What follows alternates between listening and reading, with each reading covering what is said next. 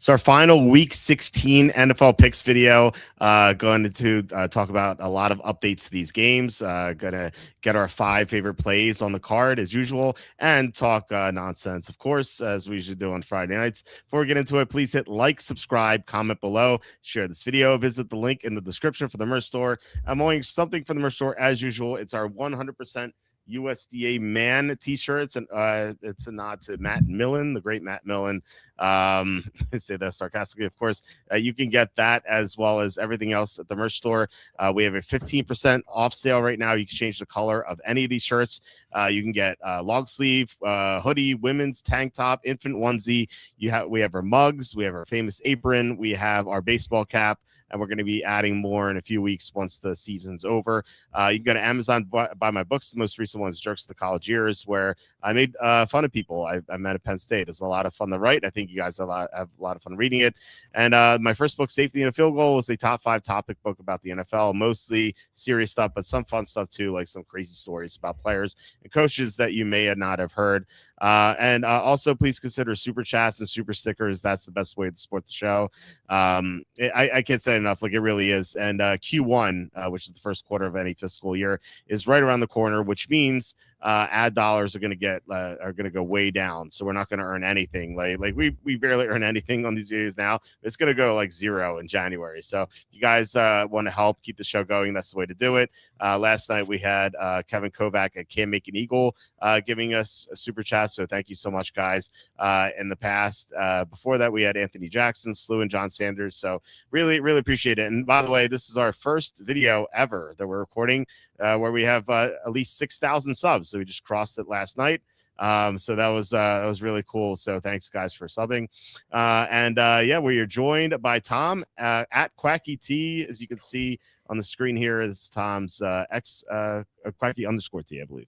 That is his Twitter/X profile. Tom, how are you? How's your week 15?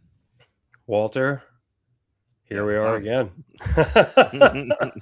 Hello to you and hello to everyone in the Walter football family. Holy cow. Hey, I was thinking that Lions and Rams game last week when Stafford threw that interception to Hutchinson. Do you think maybe he forgot that he wasn't on the Lions anymore?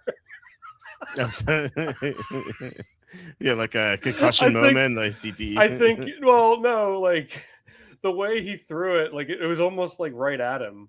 Mm-hmm. You know, like, do you think there's any chance that Stafford's like saw like the Lions jersey, like, oh, like open guy, like, oh, just the way it was thrown, I was like, look, seems like he forgot he wasn't on Detroit anymore. Yeah, I wonder if it's like one of those moments you forget a word and like, oh, what's that? What am I thinking of? It's like maybe it's like you forgot the teams. Yeah. Wait, what team am I on? I can't remember. And then just like to the closest guy. Maybe that's it. Kevin Kovac, thank you for the super chat, $2. Yeah, thank you. Congrats on the subs. Well, thanks for the effort. I mean, yeah. Kevin, you're one of the best on here. Thank you so much for your continued support. Really appreciate it, Kevin. And what's up, Mike? How's it going? Thanks for joining, everybody. Mm-hmm. Yeah, absolutely. And we have the college football game going on now. It's a 10-point game, so I feel like it's probably decided at this point. And by the time we get to the football stuff, the game will be over. So we can. I feel like that's just going to go naturally. Yeah, probably. Because I was just going to say, oh man, you know what? Like, I don't mean to sound like a Scrooge or anything, but like I don't really like any Christmas songs. And what Christmas song I dislike the most is Jingle Bell Rock. My son's favorite song. If I never hear it again, it'll be too soon. Which like Christmas song is your least favorite and your favorite? Well, I don't know if I have a favorite. Maybe Do You See What I See? Maybe, I don't know. That's wait, that's your favorite? Maybe I used to sing. Really? I sang it in when I was in the choir in 4th grade. We sang that at a mall. So it's just like nostalgic stuff like that. But okay, that's cool. That's cool. I don't know. I mean, I'm not like in love with that song though. I feel the same way. I don't hate a lot of Christmas songs, but I don't really like them either. What really changed that was when I graduated college. I worked at a dollar store. It was actually $1.25 store, which back then, and now it would be like $3 or $4 of the inflation. The store is called Five Quarters, so everything's $1.25 or less. And I was working there for a little bit until I got a full-time job. Just waiting and seeing where I could get hired. And it was fine working there. The only thing I hated though was that at Christmas time, starting right after Thanksgiving all the way to New Year's, they played Christmas songs all day, all day, and of course because they want the customers to get into the spirit and spend more, right? But I was there for 8 hours every day, 9 to 5, and like it's just like is ingrained in my head after a while, and like it was the same songs over and over again, and I like from that point forward, I'm like, I don't want to hear Christmas songs anymore. I'm just done. One time I worked at a grocery store at one point in my life, and I worked at a Toys R Us once at one point in my life over the holiday season, and it's like it's enough to drive you mad. Yeah. It's one time when I worked at Toys R Us, they played because it was on random. You would always, because I worked overnights there, and you would know like the cycle of songs, but it wouldn't always be in the same order. So one time I heard, and this is my reasoning for Jingle Bell Rock. I heard they played Jingle Bell Rock 3 times in a row by 3 different artists. It's like, oh my God. And I mean, that was probably for the 10th time that day. And it just so happened to randomize to be Jingle Bell Rock 3 times. I was about to lose my damn mind. I can't stand Jingle Bell Rock. I don't mind it. My son, except for like hearing it, I also heard it a lot too, but I don't mind that one. Like I said, my son loves it. Maybe the one I hate the most is probably the Chipmunks holiday song. I want to hula hoop. That one. Yeah. I hate that one. I can't stand listening to the Chipmunks. My kids are down here in my office. I don't know why my wife sent them down here, but like I was working, and she's like, they want to watch the Chipmunks. I'm like, oh, whatever, okay. I've turned it on, and then I'm hearing the chipmunk voices. I'm like, oh, come on. Like, and now I remember how much I hated this. I forgot how much I hated it. It is annoying after a while, man. And not even after a while, pretty quickly, really. It's like 2 minutes in, you're done. Yeah, it's like, I don't want to hear this anymore. You know what? I've got a very underrated Christmas song and a forgotten one. Okay. How about Must Be Santa? Cap on head, suit that's red. Ho, ho, ho, cherry nose. Must be Santa. You never know that one? Ever hear that one? I don't know. I don't recognize that one. Santa. Yeah, who comes around on a special night? Santa comes around on a special night. It's one of the most underrated of the Christmas songs. I can't say I ever heard it. That's weird. Despite like listening to Christmas songs nonstop when I was at that job, and I lied for a second. I said that was like the only thing I hated about that job. I said this before. That one time, the one day, the manager was like, count how many holiday cards there are. Oh no, it's actually all the greeting cards. So count all the greeting cards on the shelves. I'm like, okay, this is easy. And it's like by the time I get to like 500, I'm like losing my mind. That was like the worst day ever of work. Plus the Christmas music explaining the background too as I'm doing this, so it's like double whammy. It was awful. I freaking hated. I worked several jobs where I had to count inventory. I hate doing that crap. Yeah. But actually, the only instance of Jingle Bell Rock that I do like is in the movie Mean Girls. That's acceptable because that's Mean Girls is one of my favorite movies. I couldn't. If you asked me if Jingle Bell Rock was in Mean Girls, I would not have known. Why do you not mind it in Mean Girls? Because I like the movie. It's one of my favorite movies. So like that's one like I'll just let it go. Mm-hmm. Like when I watch it because it's one of the best comedies I think. I was about to say like why do you like the movie? Lindsay Lohan or Prime? Well, no, I just think like some of the like it's just so well written on so many levels. I love it. Shoot, I can't think of who it's Tim Meadows, right? That plays the principal. Yeah. Mm-hmm. Like, I will keep you here all night. We can only keep him here till 4. I will keep you here till 4. Like it's just the I don't know. It was perfectly cast and Amy Poehler, who I love. You know, I love. I know you weren't a huge fan of it, but I really enjoyed Parks and Recreation. And Leslie Knope is actually one of my favorite characters. Like, when she plays Regina George's mom, she's just like, is there alcohol in this? She's like, oh goodness, honey, no. What kind of mother do you think I am? Why do you want a little? Because if you do, I'd rather you do it here at the house. yeah. Mean Girls is that's a good one. That was good. It's a good movie. I don't think I'd say it's one of my favorites, but you know, I don't mind watching it when it's on. It's always entertaining. Are there like Christmas shows that you watch like every year? Like, you know, some people really like the classic A Christmas Story. Yeah, I don't. You don't like it? I never liked that one. I mean, look, I liked it. I think it's good, but like people get so into it, and I remember one year, I think it was TBS or TNT. It was a long time ago. It had 24-hour loop of A Christmas Story on Christmas Day. I was like, oh my god. Never liked that one. Yeah. It's not bad, but it's not that great. So there are some really good parts. Don't get it twisted. I don't dislike it, but it's like an overplayed song at this point for me. Yeah. I never liked that one. I don't know. I just never got into it. Maybe because I never watched it as a kid. Like the first time I saw it, I was like, I think it was in high school as like a senior or junior. My friend was dating this girl, and like we would always hang out at her house. You know, it was like group friends, whatever. But like, she would play that a lot around Christmas time. And the first time it was on, I was like, I've never seen this before. And she's like, what? And so like, I watched it, and like, I don't get it. Like, that's the one where he sticks his tongue on the pole, right? Yeah. That's I triple dog dairy. I never like that. That really disgusted me. I just couldn't get over it, I guess. So every time I think of that movie, that's all I can think of. Oh, interesting. I can't get into it. Interesting. And like the feeling I have, like thinking of how it would feel if I did it, I can't do it. I just can't do it. Although I'm lucky, I guess, not seeing that movie as a kid. I'm lucky I never tried it, I guess. I don't know.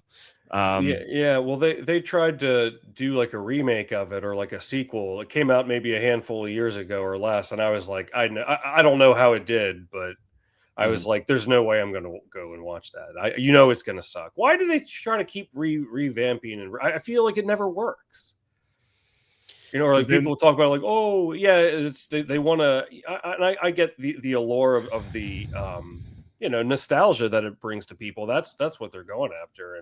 But yeah, member berries are very strong. Yeah. But I don't know. I mean, it's another thing. I mean, yeah, nostalgia, but people. I feel like people in Hollywood are also not creative anymore. So that is certainly has something to do with it. They can't think of new ideas or good new ideas. At least as far as movies, I don't really like. If Christmas time comes around, I'm not trying to watch movies. Like my wife goes nuts with those Hallmark movies, which I in Jerks of the Week I made. I wrote the script for 2 of them in the past. Because it's always the same thing. It's always like woman comes back to her hometown. You know, she's a businesswoman, but she hasn't found true love. And then her high school sweetheart's working as a florist. And then she has to plan her weddings for her friend. She's like, I'll never find true love. And then she talks to the florist. And then she talks to the florist. Yeah. And then she's like, oh, I remember we liked each other. But she's like, oh, I have to go back to my job and we'll never see each other again. But then, you know, she talks to her great grandma who's a ghost in her old house. She's like, you have to live for the moment, little girl. And then she decides, and then she leaves, but actually she doesn't leave. She turns around and decides to stay, and she marries the florist. That's the same. It's the same thing. It's like rehashed. Next movie, the guy's not a florist; he's a plumber. You know, like it's the same thing. Were you just like straight off the cuff there with that? Yeah. It's the same movie. It's the same movie every time. It just changed. Like, you know, instead of a businesswoman, she's a doctor, and the florist is now a dentist. Like, it's so stupid. It's the same thing every time.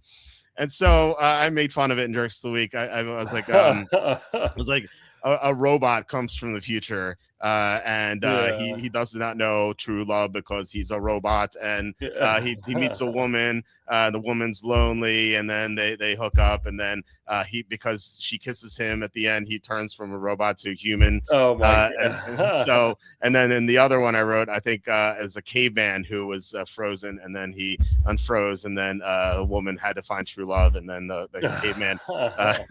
So it's like it really is the same thing every time. There was one where this is a real one where a guy it was a snowman, and a girl threw a magic scarf. I don't know why it was magic. She threw this magic scarf on him, and he became a human.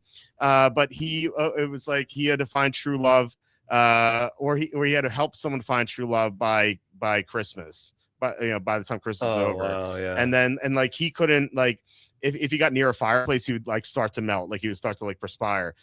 So yeah, and he like loved the cold and stuff. And eventually, they found true love, and then he was not a snowman anymore. So what's that one called? I want to watch that one. Hey, what's up, Andy? Yeah, what's that one called?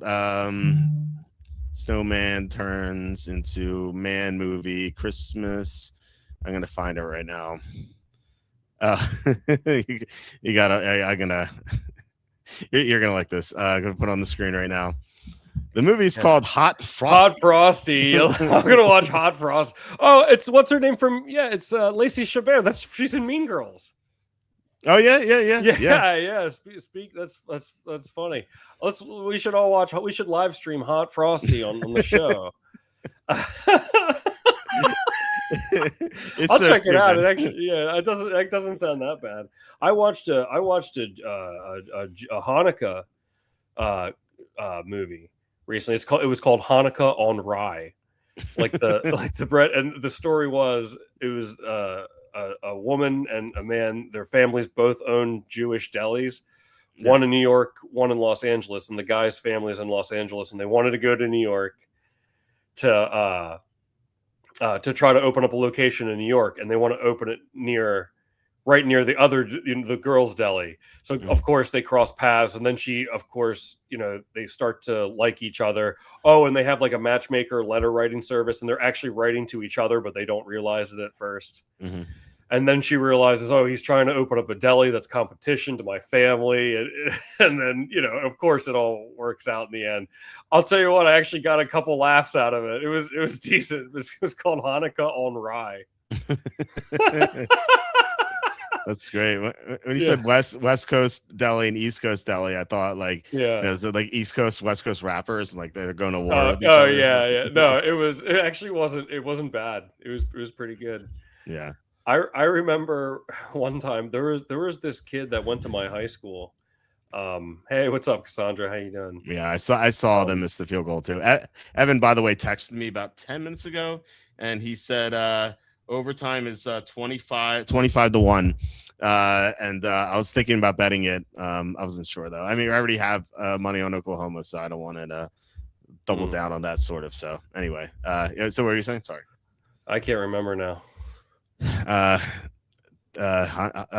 Something on Rye, Hanukkah on Rye, you said, and then you're going to transition to something. Oh shoot, I can't remember what I was. Oh yeah. That does sound like the plot from You Got Mail with Tom Hanks. Yeah. Oh yeah. Oh okay, I remember now. Yeah, there was this kid in my high school. He was a couple years older than, and I think he was 2 years older than me in school, and he was.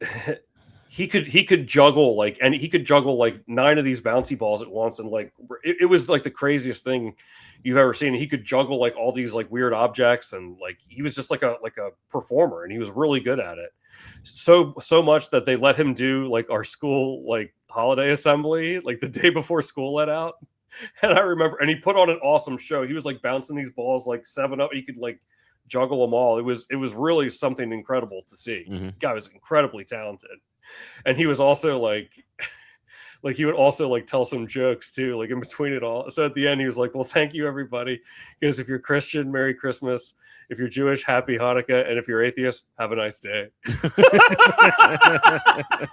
And like the entire auditorium just erupted. Like we were dying. If you're atheist, have a nice day. That's awesome. Yeah, that was, yeah, man. The That's awesome. Christmas assemblies or the holiday assemblies. And he's saying Frosty the Snowman here.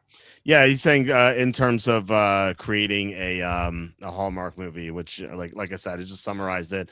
I was gonna say like my wife watches that stuff all the time. She watches these on loop, and like she actually gets my kids to watch it. And she's like, hey guys, she's like, Connie, do you want to watch a Hallmark movie? He's like, no, I don't want to watch it. So well, so they got into Home Alone, which was that it was playing on my TV when I was posting my picks on Tuesday, and I kind of forgot a couple of things in that movie. Like at the beginning, Joe Pesci is just standing in the foyer of their big house, and like he's just standing there, but like no one's questioning that there's a police officer just standing in the house. So you'd be like, why is this cop standing in the house? Yeah, it's the weirdest thing to see. I was like, when I was a kid, I'm watching this, I don't question it, because I actually saw it when I was in the movie theater when I was 9 or something. But like seeing it now, like tell this guy to buzz off or ask him like, can I help you? Like no, people just like walk by, even the adults just walk by him. You're just standing there. You know, that's interesting that you say it, because I've never really put 2 and 2 together on that myself, because I think as a kid when I saw that, I just thought like, you know, and like as a kid, I'm like drawing a conclusion in my mind. I was like, oh, there's so many people there. He's just like there to help supervise or something. I don't know. Like, you know how like your brain just draws a conclusion sometimes about things. Yeah. I don't know. So I never really thought twice about it. I liked Home Alone, but I was not like super crazy about it. Some people really, really love it. Like, and I liked it, you know, it's a classic, but yeah, it's nostalgic for me. Like I said, I saw it in the movie theater. And the other thing was when they the Wet Bandits are like they're out in the open and like like walking down the street, and they're actually like discussing their plans to rob the house, like in the wide open. I'm like, what kind of criminals? Like talk about their plan like in the wide open for people to hear. It's so ridiculous. You know what line I love in Home Alone is, you know, when they're in the house and then Kevin runs out and he's running over to the tree house, and Marv is like, what if he calls the police? He's like, from the tree house. That's dated because he could have a cell phone. Yeah, exactly. So I just love Joe Pesci. He's like, from the treehouse.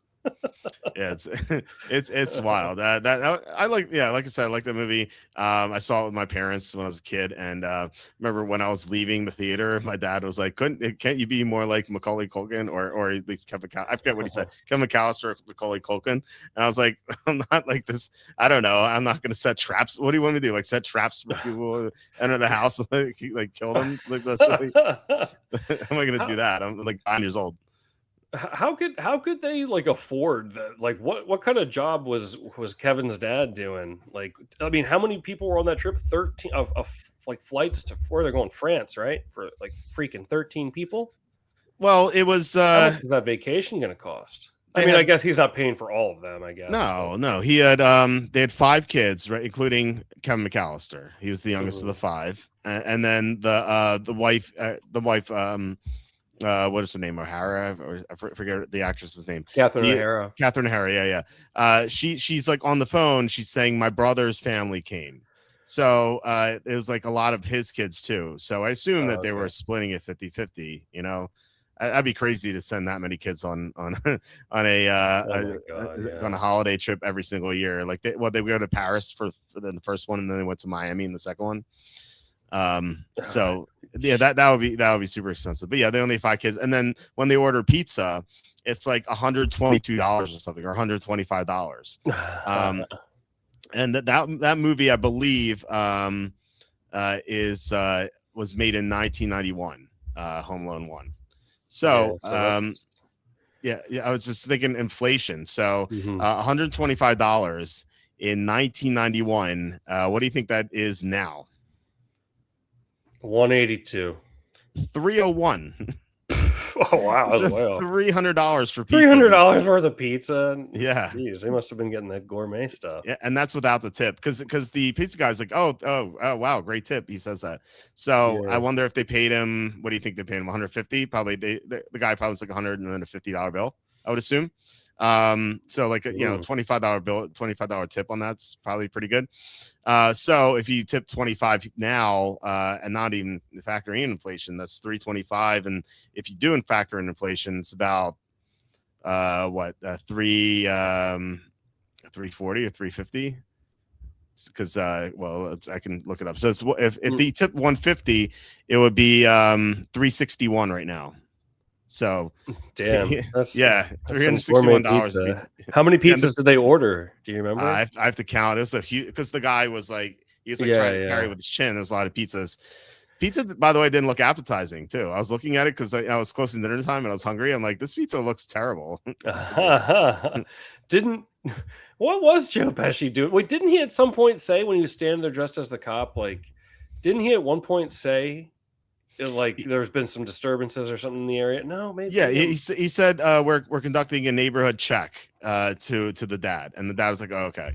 But like, no one, like, the dad's like, wait, who let you in? Why have you been standing here for 10 minutes? Like, there's like no questions for this guy at all. Yeah. No, that is. I don't know. I never thought twice about it. I haven't watched it in a long time. Yeah, I didn't either until it was on. My kids got into it.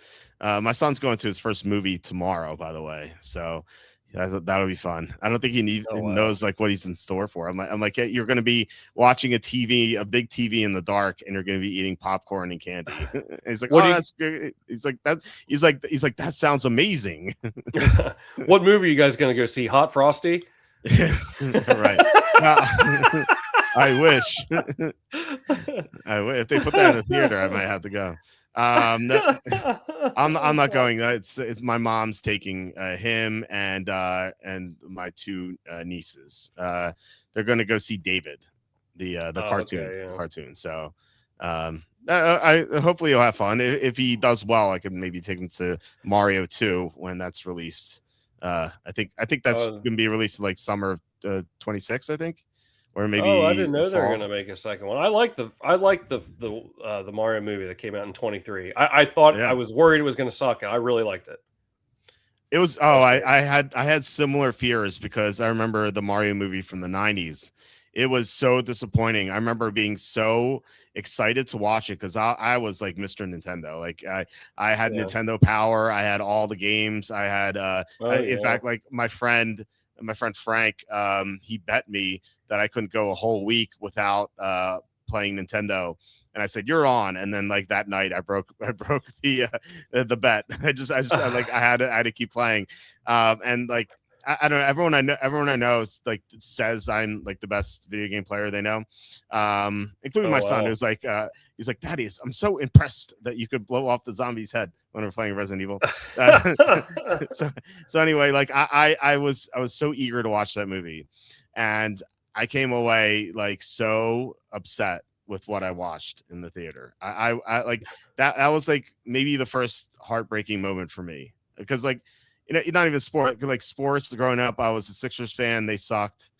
So I never had my heart broken, but like I don't know. Like I was so speechless after the movie. I was like so upset that they made that crap. And I thought that heading into this new movie, I was like, I was so scared that they're going to screw it up. But at least it wasn't live action. It was a cartoon. It wasn't live action, and it was amazing. Like they had so many Easter eggs in it. Like my son watched it like 30 times when he was like 2. But like I swear every time I watched it like over and over again, I noticed like something new about it. And it was just really, really well done. Like I thought the voice acting was great. I thought it was a perfect movie, you know, and I hope that the second one is just because of the first one. I really liked it too, and they even had like a small, hey, what's up, Slew? What do we got here? Thank you for the super chat. Slew, thank you so much for the 577 super chat. It says, Quacky, if your fiance loved China food, Lacey, enough to want it on her birthday, and you had an outright distaste for it, would you still marry her and have her kid? Why did I say I didn't like Chinese food? I don't really like it that much. Well, sure, I'd get her Chinese food and I'll order my own thing. You know? Well, you have to eat it though. You have to eat the I Chinese have to food. eat it. I You guess have I'll to. do it. I guess I'll get through it. You know, I say this from experience because that's what Slew's referring to Yeah. me. I don't know why fiance. I guess he's tailoring the question to you, but I wrote in Jerks of the Week this week that my wife for her birthday wanted Chinese food, and of course, you know, I usually if she wants Chinese food, I'm like, okay, I'll go get something for Wawa or like a Stromboli or something, Mhm. and she's like, no, you have to have Chinese food too. I'm like, why? And she's like, because I can't get enough for myself. Like if I order it, like it's too much and we'll have leftovers. And she's like, you have to eat it. Like this is terrible. Why do I have to do this? This is awful. Oh, geez. Yeah, I Yeah. don't know. Like when I went to Penn State with you, I would go to the Panda Not that that's real Chinese food, but you know, Chinese style food, I guess. You know, but I can't even do that stuff anymore. I just don't like it very much. General Tso's not bad, but Yeah, as I told and, like, Kenny, basic stuff. yeah, I told Kenny this on Tuesday. It has such a diminishing value at General Tso's because, like, the first, I don't know about you, I don't know how you feel about this, but like the first few bites I have of it, it's like great, and then I get to like bite 6, I'm like, it's not, I don't want this anymore, and then like bite 9, Yeah. I'm like, this tastes like sawdust. I can't finish it. You know? I can relate. Like it's I not that it tastes like sawdust to me, but it's like I don't know. It gets like a little too chewy or something for me. I can't describe it either. Yeah. Like some people like really like going to the Chinese buffet. I can't do it. I can't do it. Well, Chinese buffet, if they serve American food, that's good. Like we had a Chinese buffet near a house, and like my wife would get the Chinese food. I would get like pizza and hot dogs, and they had like mini hot dogs. They had tacos. They had all sorts of stuff, but they closed it during COVID and never reopened, unfortunately. Yeah, Alabama one. I know, yeah, I have it on the TV, so I could probably Okay. shut my TV off so I'm not distracted anymore. Yeah. But yeah, the poor kid kicker, yeah, he missed 2 field goals. There he got trying. Oklahoma was up 17-0. They blew the game. Unfortunately, we had Oklahoma, so it's not a great way to start. But I didn't really like either team. I mean, I liked Alabama less than Oklahoma, but I didn't think. I even said I didn't think either team really belonged in the playoffs. So. I guess you have to include them. I thought like Texas belonged over both of them. But anyway, 22 cents extra for the lollipop. Yeah, the to rehash Jerks of the Week. The Chinese lady in the Chinese food restaurant, I've never seen her smile, like not once. I've been going there for like 7 years picking up food, and she's never smiled at all. And I brought my daughter in. And for the first time, she like beams at my daughter. She's like, like okay. And she's like, take a lollipop from the can. And like, okay. But the problem is I have a 3-year-old son at home, soon to be 4. And I'm like, I know if I show up when my daughter shows up the lollipop, and my son's going to throw a fit. So like I have to take 2. And so, I'm looking to see if she's looking at me because I want to grab 2 of them, and she's not looking. And I like quickly grabbed both 2, and I looked at her. She's like staring right at me, as if she's like this sixth sense that like people like as if like she knows when people are grabbing an extra lollipop. And she's like, oh, you take 2. She's like, oh, you take 2, huh? I'm like, are you serious? Yeah. I'm like, I have a son at home. She's like, yeah, son at home. I'm like, I swear, I'm sorry, I have 2. Can I have the second one? She's like, I'll have to charge you the second one. And I'm like, I already paid. She goes, oh, I'll charge you next time. Oh my god! I haven't been back since. I imagine as soon as I walk in, she's gonna tack on like 22 cents, whatever it costs. I can't believe that was a real situation. Yeah. Stuff happens to me all the time. That's hilarious. You got caught trying to grab extra lollipops. That's freaking one of the funniest things I've ever heard. I want to make my son happy. No, I get it for sure. I just think it's that's too funny. Maybe that's why she never smiles at you. She knew beforehand. She could tell. She could tell you were. Sense. Yeah. She has 4-dimensional thinking. Like how people would take the lollipops. Yeah. But why would she even have lollipops in the Chinese restaurant? Was this like a bank? Yeah, I know, having right? it there anyway. Were they like they weren't like those big ones? They're like Dum Dums or something. They're dum-dums, yeah. Yeah, Yeah, those things are so cheap. Why is that I such know. a big deal? But I know. yeah, Eddie Lacy brought that up. Speaking of Alabama one tonight, remember when Eddie Lacy was on Alabama? Yeah, Won the national championship, beat Manti Te'o and Notre Dame Fighting Irish. Yeah, he was. People thought he'd be great in the NFL. Hey, he was all right, but I loved him on Green Bay, and until he just couldn't get in shape. And even that, remember he had that big run against the Cardinals in that playoff game. mm-hmm.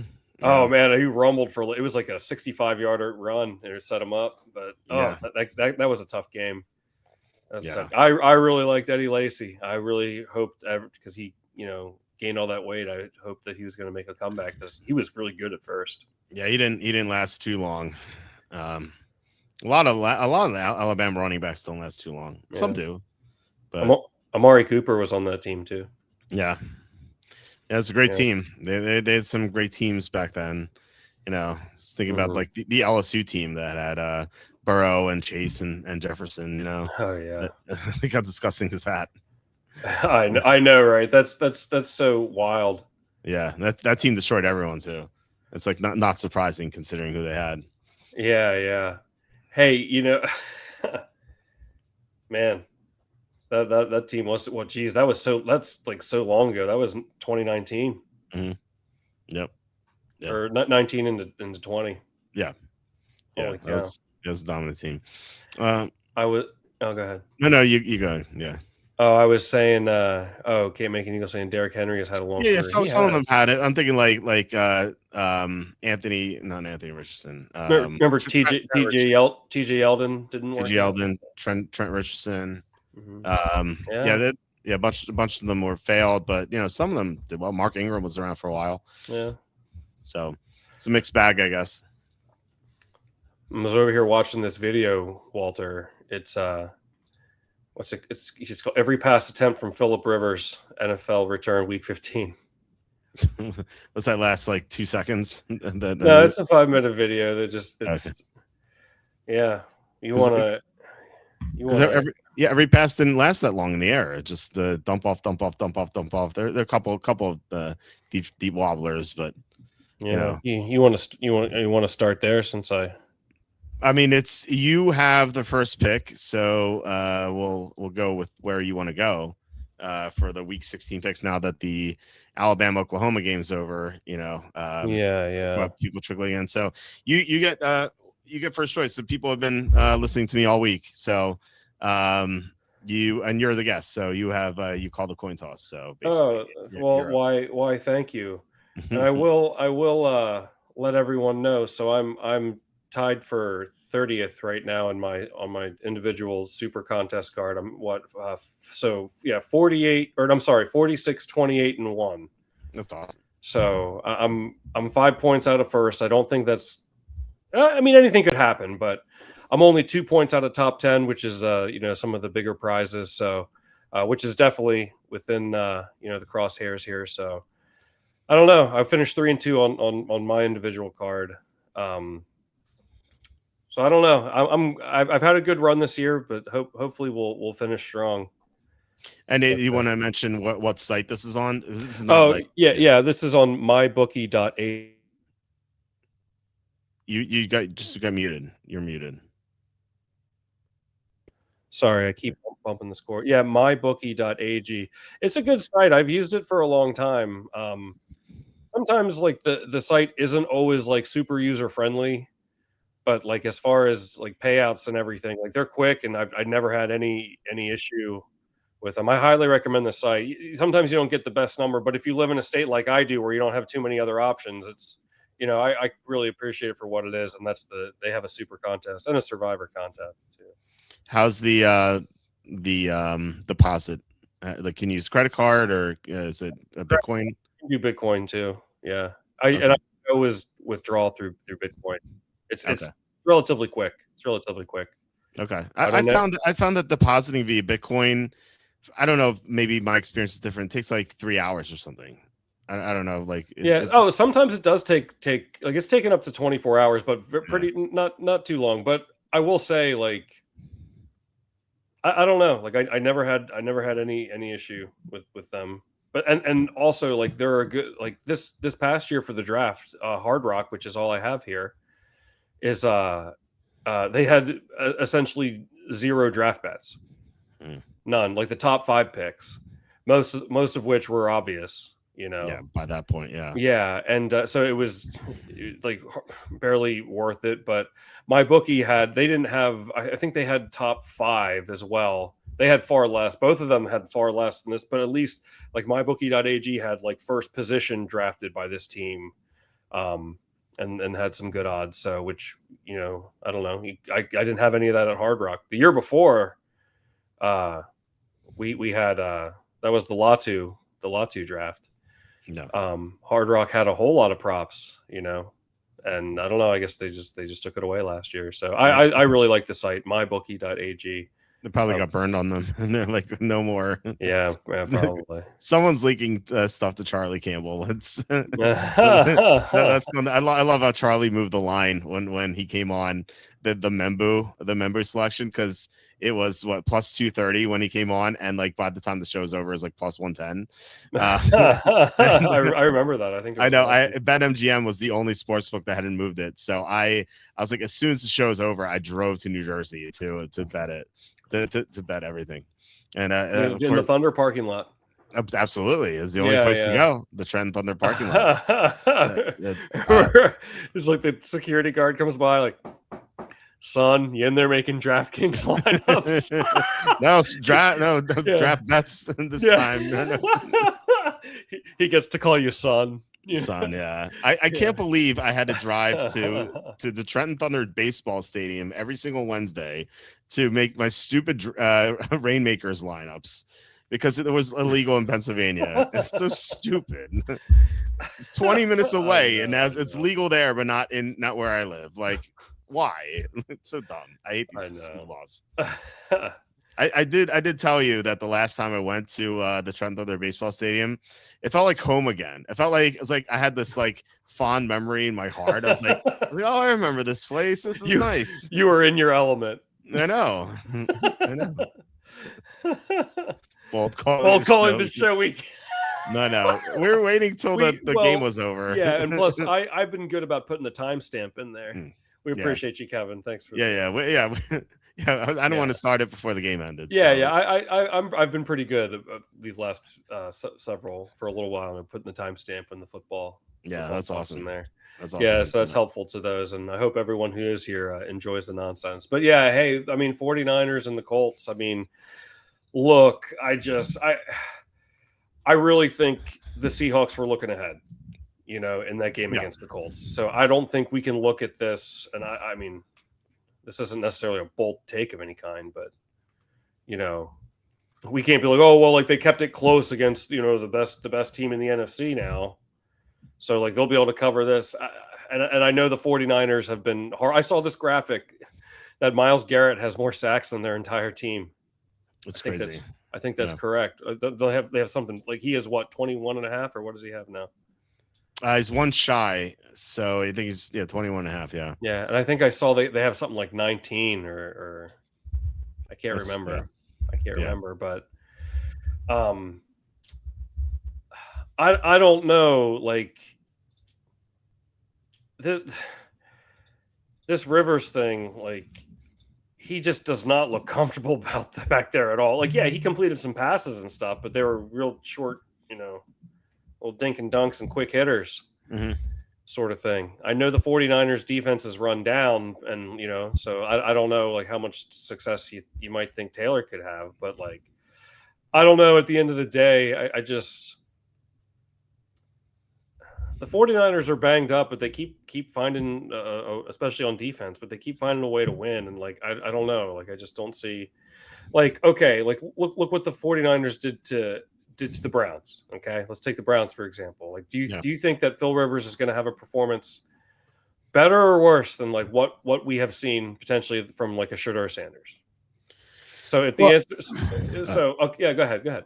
Oh, I was to say the Browns got buried in that game. They were like Fannin fumbled setting up a short field. There was a kickoff, Fair. kickoff that set up a short field. There's another thing. I think maybe a fumbled kickoff return that set up a short field. So the Niners had 3 short fields in that game. So I think that score is a little misleading, but I like to answer your question. I don't think Phil Rivers is going to play well. I don't think he's going to put his team in a position that they're going to be in a negative game script because of him. Like I don't see him turning the ball over in a close game. Like he'll just dink and dunk like he did last time. But I think if the Niners get ahead, if they go up 17-0 or 24-3 or something like that, then like he might have to force the issue, and he doesn't have the arm to do that, and that's when he can get in trouble. Yeah, I don't know. I mean, what are people expecting? I'm rewatching like all these passes again. Like he just doesn't like his movement. I'm not saying he's not going to be able to complete some passes. He will, and he did. He threw a touchdown, but it's like something about his movement back there just looks so awkward. Yeah, and it's just because he's out of practice and he's old. Not hating on the guy. In fact, I admire him. I think he's got stones to do this. Yeah, and he's always been known to be a huge competitor. I think he's got moxie. I've always liked Phil Rivers, so I'm not trying to like, drag him here or anything. Like I really like that he's given this a shot, but it just doesn't. He looks so unnatural back there. I just don't see him being the reason that they keep this close. So like, I mean, unless you think that like Jonathan Taylor is going to run all over him, like I don't really see why we don't take the 49ers here, but maybe there's, and I know they have no pass rush, but so there is that. So, but let me finish with, when I say I don't see why we wouldn't take the 49ers, that doesn't mean like it's a definite for me either. I'm just trying to, well, how much do you like them? Like, is it one of your top plays? Is it one of your super contest plays? Well, I don't know. I'm kind of mulling it over. I kind of wanted to throw it over to you. Like, I just don't see like taking the Colts, and like I wonder, is like the public like, well, they kept it really close against the Seahawks, and I don't know. They think it's going to work out. I just don't. I think like it's much more likely that the Seahawks were looking ahead, to a short week and a huge game, than. Yeah, I agree. I don't know. And the 49ers, as much as I don't like the team, hell, man, they're 10-4. All right. Like they're flying under the radar. What if they end up winning the Super Bowl? Oh my God. Can you imagine that? and in a season, like we said, in a season where we think that almost any team could. It's certainly wide open. I still think the Rams are the best team, despite them losing last night. And and really, there aren't that many great teams this year. You could say the Rams. I think the Bills have the most upside in the AFC, and the Seahawks are up there too. But then beyond that, I'm like, who else is great? Like the ghosts of the Eagles. They're not the same.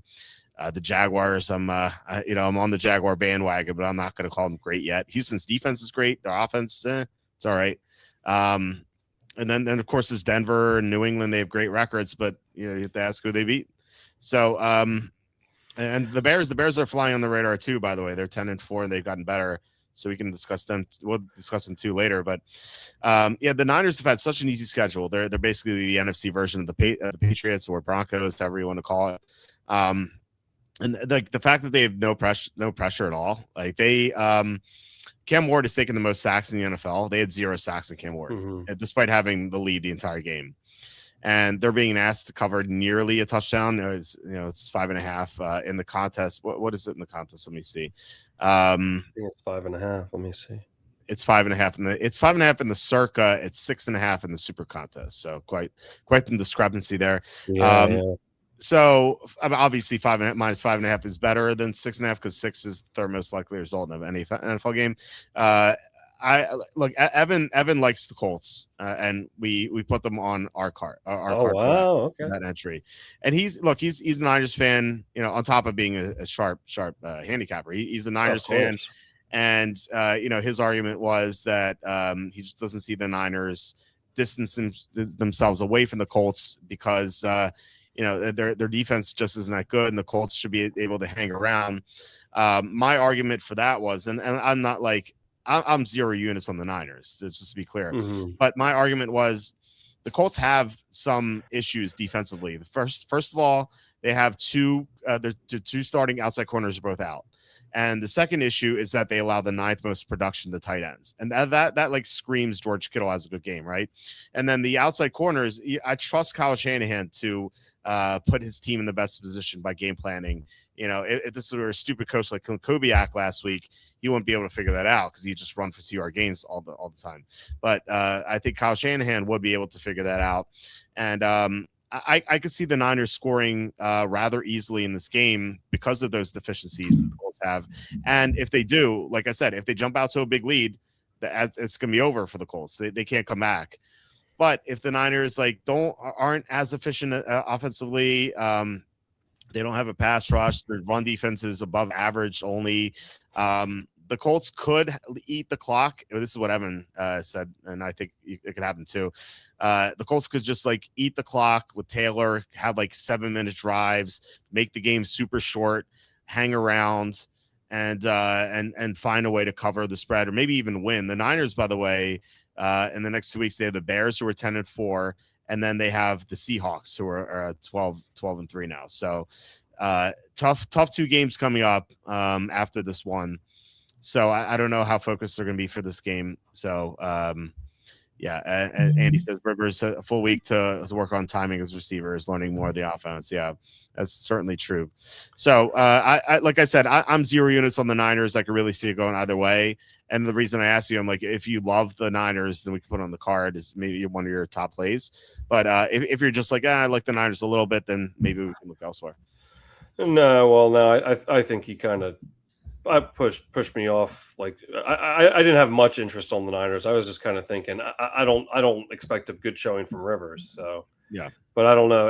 Evan is he's a 49ers fan, so I don't know. Yeah. I feel like I'm and he reads the Niners really well too. Like I would trust his opinion on that. What if I was remember that one? Oh, I'm sorry. Go ahead. No, I was going to read this. Go ahead. Yeah, go for it. 3 games. So you go ahead. No, go for it. Okay, Smoke Horse asking, would you play the Saints defense or the Patriots defense? So, yeah. I would. Oh yeah, the Saints have Brady Cook as their opponent, and the Patriots have the Ravens offense, who could explode. I know the Ravens haven't played very well offensively recently, but any week now Lamar Jackson could be healthy and they could explode. So yeah, definitely the Saints for sure. And the Saints have a good defense. It's not like they have a crap defense playing a bad team. They've reached into the top 10 of defense recently. They've been pretty impressive. They get a lot of tackles for loss. They're exactly 10th in defense. So one could easily knock out the non-football shape Rivers.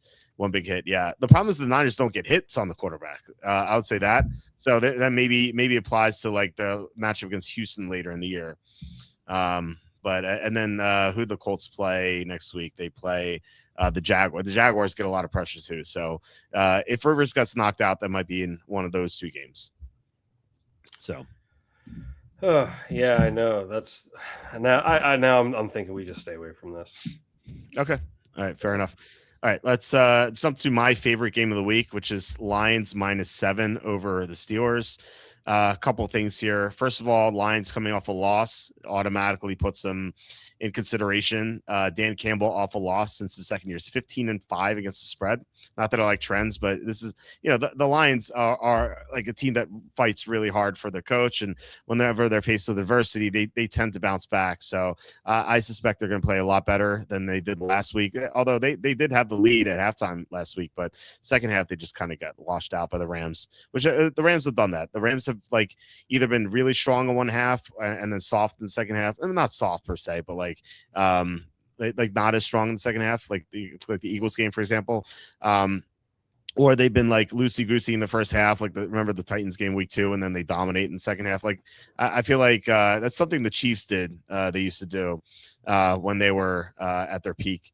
But anyway, we're gonna have the Lions playing better here, and they're going against a defense that's not only missing TJ Watt, they're going to also be missing Nick Herbig. And those two guys have a combined 85 pressures. They're the top 2 pressure guys on the team. And obviously, when TJ Watt is out, it's a big difference. Remember, it was like 2 or 3 years ago. I can't remember which season exactly, but TJ Watt missed exactly half the year, and like we were tracking how the Steelers did without him, and they allowed a touchdown more per game without TJ Watt, and they didn't have him against the Dolphins, but they didn't need to because like the Dolphins just didn't want to tackle in the cold weather. So they're going to need him against the Lions. Obviously, the Lions can score a lot, and not having their top 2 pass rushers against Jared Goff, that seems like just like a death sentence here for the Steelers. And then on the other side, like we know the Lions are going to score.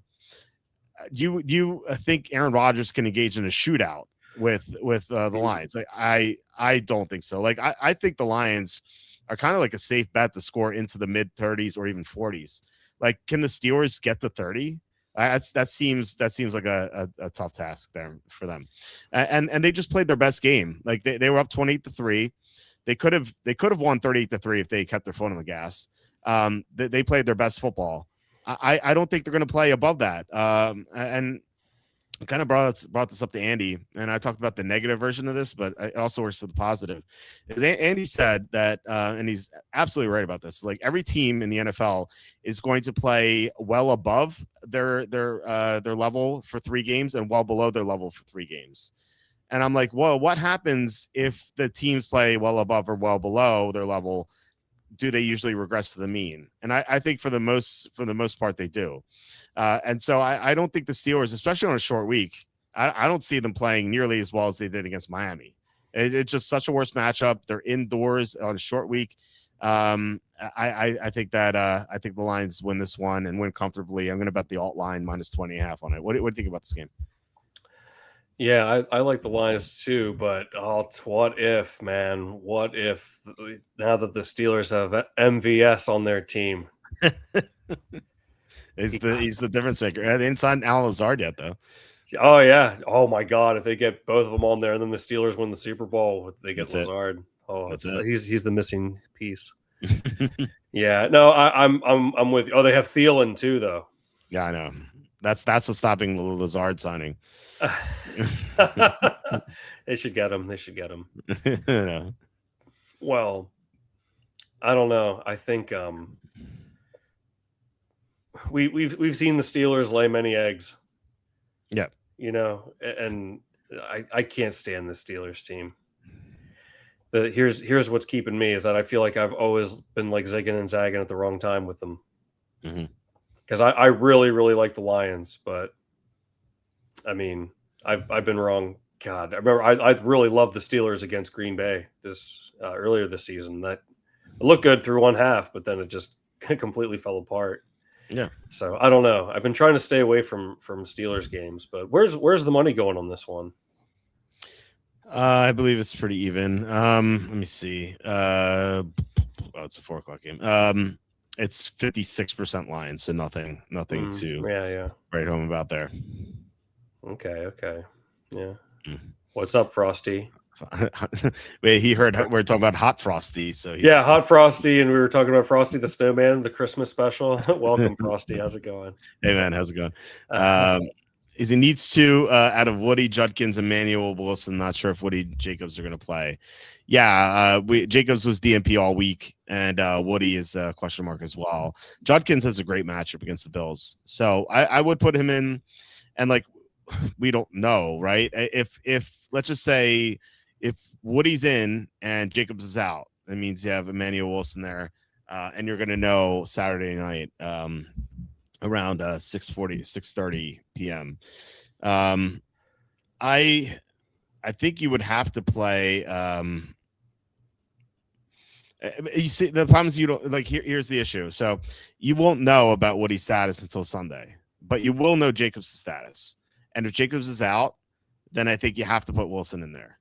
Just because, like, what if you don't play Wilson, and then you get to Sunday and Woody's out too? Like, what do you do? You know, I think you have to go with Wilson and Judkins, or Wilson and Judkins, and like maybe you want to swap to Woody for Judkins. Although I would keep Judkins in over Woody anyway. But I think that's where you have to be. So Yeah, if what he plays, he's always getting hurt. Yeah, he's always banged up too. Yeah, you're right.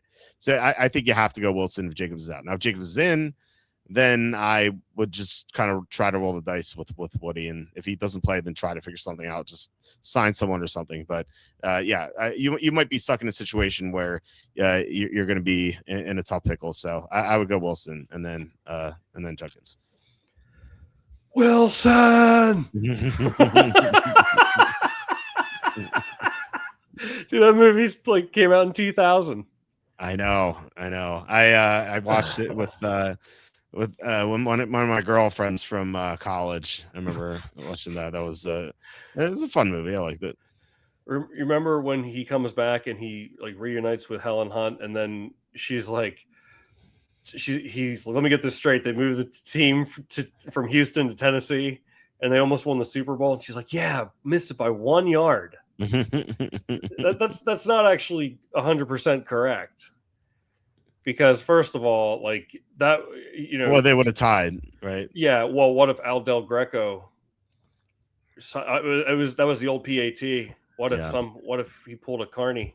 Al Del Greco never missed a kick. I know Del Greco. I think he did. I did watch him see him miss one once, but he was great. Yeah. But yeah, Dyson. Yeah. That was yeah. No. So that kind of reminds me of Lost. I know you never watched Lost, No. but that came out in 2004, and the main character Jack is a Red Sox fan, and like he's in like I think it was season 4. I want to say season 4. He's in one of the hatches, and like he's like the guy in charge there showing him the TV. And he's like, the Red Sox won the World Series, and he's like, no, they didn't. And then he shows him the comeback, and he's just like sitting there, just like I can't believe it. Oh man, that's funny. That's funny. Yeah. Hey, Mr. Yeah, Mr. Wilson. Yeah. Holy cow, Dennis the Menace. Remember the Dennis the Menace movie that came out in like early 90s, right? Yeah, it was not bad. I probably saw it in the theater too. I think I probably did. Yeah. I don't know. It was okay. I was never Dennis the Menace fan. Yeah, remember Richie or did you ever watch Blank Check? Oh yeah. Yeah. The kid forges a check for $1 million. He's got a roller coaster in his backyard. It's like, dude, that costs more than $1 million even back then. And then the whole theme park. plus all the other things that you have. It's like they really led us to believe that it was what a stupid kid that is. Like I know he's a kid, but like you would think that like this guy hands you a blank check because he hits you with a bike, or he hits you while you're riding a bike. Like you don't think like, hey, first of all, $1 million. Like, how do you know it's in this guy's bank account? First of all, that check could bounce. Second, like no one's gonna like ask questions for like $1 million, and like third, you don't think he's gonna notice. Like you write a check for like $5,000. He's never going to come after you, and there's a good chance that the money is in the account. Yeah, that's the smart way to do it. You would have kept the $5,000 all for yourself, but like he had to give the $1 million back. So that movie always bothered me. And what's the situation with like what kind of bank is letting this kid? I can't remember. Did he go with his parents? Like, did he even have a bank account? He was like 12. I saw that movie once when I was a kid. I don't remember most of it, but I do remember the roller coaster. I remember him getting hit by the car when he's riding the bike. Yeah, and he's like, "How much is a bike nowadays? I don't know, kid. Here, like, you fill it out when you get there." Right. Yeah. So dumb. Yeah. Just $5,000 would have been great. Like that. That would have been the perfect number. Yeah. What a doofus when you write a blank check. Yeah. Oh man. Well, let's get right into it here. Let's talk about my Packers. Wait. Oh, sorry. How much do you like the Lions? Oh yeah, sorry. Sometimes I ask you how much do you like the Lions, and then you're like MVS. This is what you get on the Friday night show, folks. Right. You get the great analysis with Andy and Evan, and then with me you get the feel plays, but hey, so far it's like I'm doing all right in that super contest. So you are. It's something. I'm doing something right. I don't know what it is. Call me lucky, if nothing else. I don't know. Oh, that's I I don't don't know. I think you sell yourself short a lot. I think you know what you're doing. I think this is all facade where you say you don't know what you're doing. well, I appreciate it, but I can't really like back. I don't always have the stats, or it's like more like a feel most of the time. I mean, sometimes I have the stats. I think I had this year. I have like the stats more than any previous season that I have. Yeah, anyone can have the stats. All you need is Google. Right, right, but got to know what to look for specifically, I guess, and I mean, there's a lot. There's a lot. yeah, Handicapping is tough. Like yeah, you miss one thing, you're like, oh, I can't believe I missed that thing. It's just right. it's there's a lot going on, and I think like anecdotally for me, it's like when I have two kids under 4 running around like going Mhm. crazy. I feel like it's been tougher since because it's no coincidence that my last great year was like right before my son was born, 2000, when I finished 7th in the Super Contest, Oh and wow, Jacob and I finished 85th, 85th or 75th, I think. We finished tied like right in the money too. oh wow, And so nice. I had two contests that were in the money, and then that was like my Nice. last great year of being the contest. Although it was it's funny is like my son was born like at the end of the football season in 21. At the beginning of 21, that's when I think that's when I hit like third place in the September Super Contest or whatever, or was it Circa Millions? I was third place in the Circa September contest, That's I right. think. Yeah. So like it was it's been much tougher since you know. Well, what I think like the flaw and look, I guess I did do handicapping for a while when I used to make those videos, but Yeah. I never was like I'm like the best handicapper. Like I'm just like a dude that you like it or not, here's what I think, and but I just I think the biggest critique I could give of my own handicapping is I want to be, because I'm contrarian, I'm rather contrarian by nature. I want the feel of it to outweigh the X's and O's, because I think like, oh, like, to some extent, like the feel plays more into it for me. Like I Hmm. feel like those games that you just get that, I don't know, when you just have, but I can't really back it up with stats, necessarily all the time. But but as a parrot will always attest, like I've been pretty good picking some maybe uncommon picks this year, and Yeah. some picking some bad teams, and picking some upsets. I mean, you've been on a Uh, roll picking upsets, so you've done that. yeah, If yeah, you get it's if you got hit by the federal government, he wrote $1 billion check. Yes. yeah. Yeah, the Pentagon failed their eighth audit in a row. Oh wow. Yeah, yeah. Well, so anyhow, yeah, I mean, I am interested in better at handicapping or playing the crane machine. I don't know. I won like a few times. I went to Dave and Buster's. I won like 3 rubber ducks that night. It Ah, wasn't just that one that you saw in the video slew.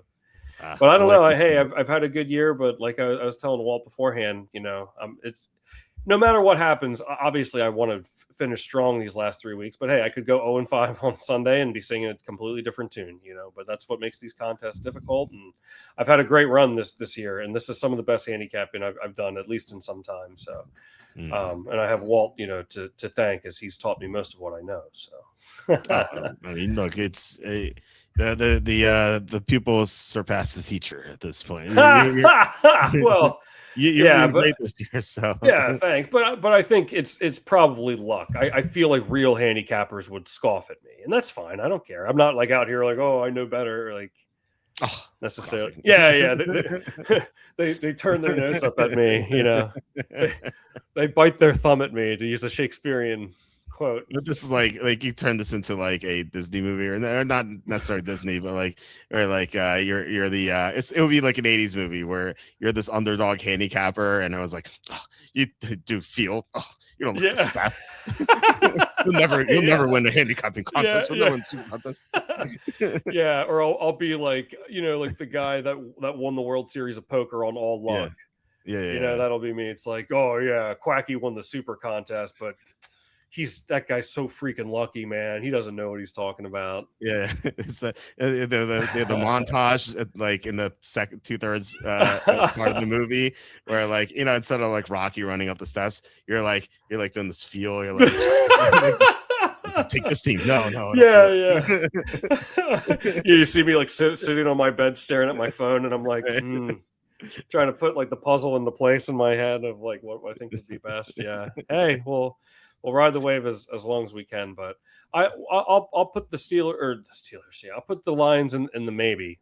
Okay. Because I don't know. I agree. I don't see Rodgers keeping up, but what's holding you back from being definite? I just feel like I'm always wrong about the Steelers this year. Okay. Fair enough. But I'm not. I actually have it locked in on my bookie card, the Lions, right now.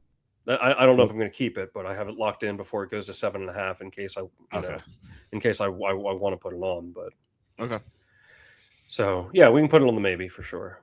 That's a nifty feature of the contest you're in. It is. You don't know. Yeah, you can lock in your lines. As soon as they open? When do they open? Yeah, like the lines move in real time. They're never like announced. The lines move in real time. So like I'll try to do that early on. Like I'll lock in some teams. Okay, like I think I think it's gonna go this way or like move this way. And sometimes I'm right. I've gotten as much as like 1.5, 2 points sometimes.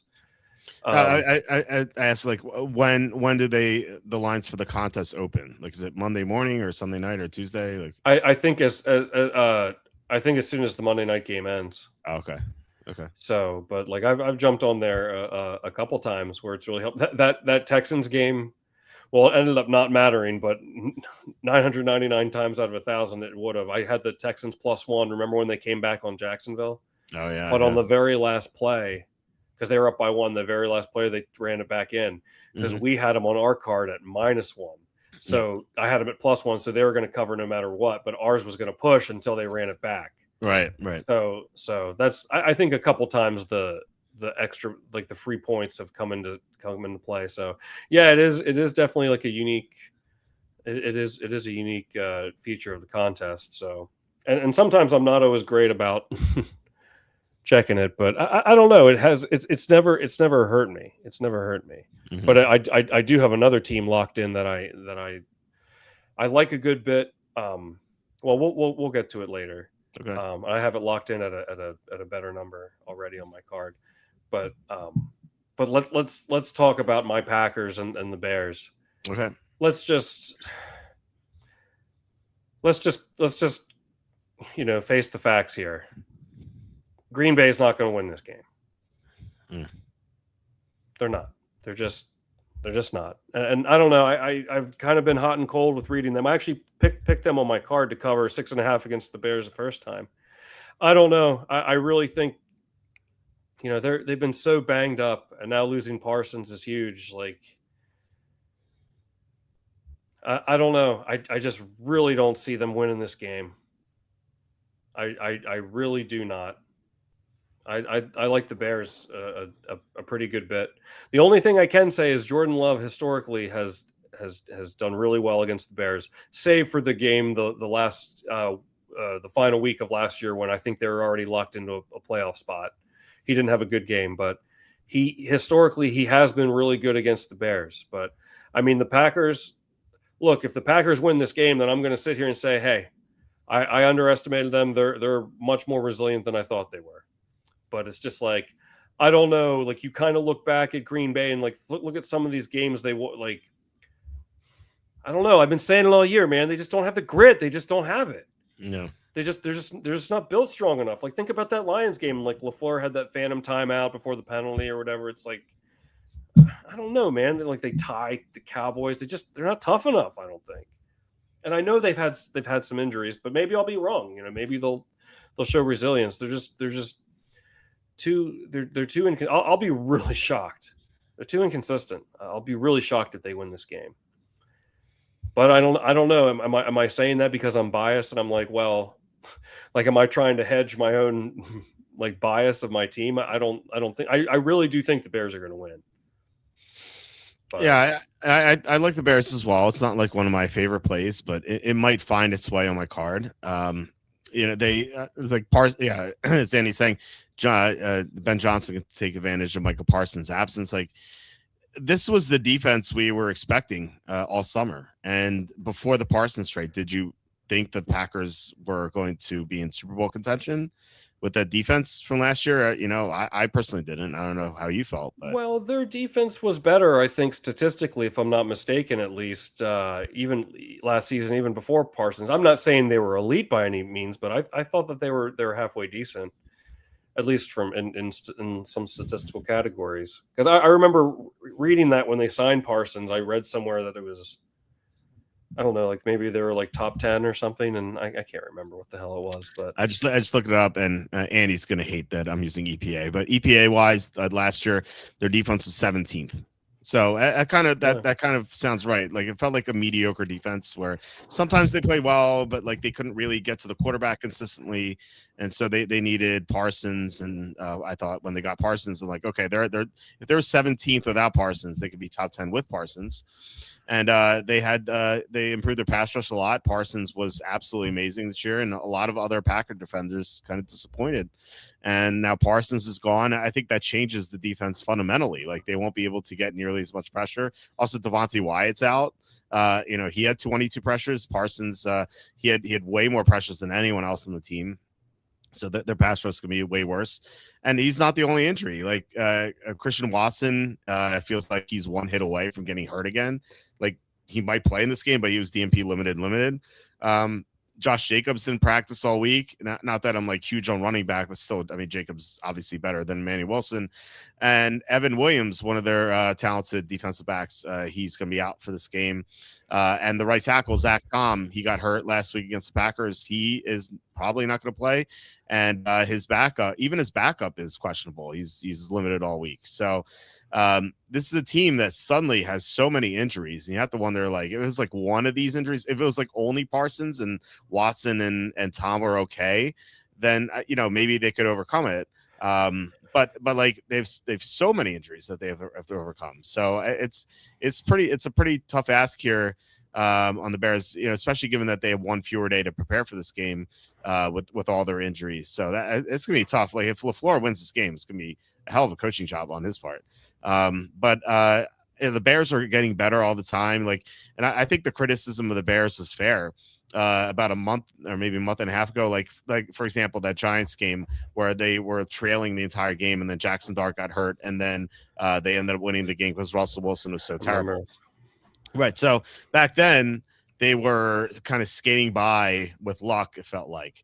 But in that period during the season, they were missing a lot of defenders. Like, they were missing, I think in that game, they were missing the top 3 corners, their top 3 linebackers, and their top safety.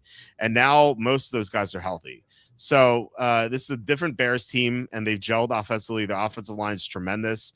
They run block better than all but 2 teams in the NFL. Caleb Williams is like the only question mark I have, but he's gotten better.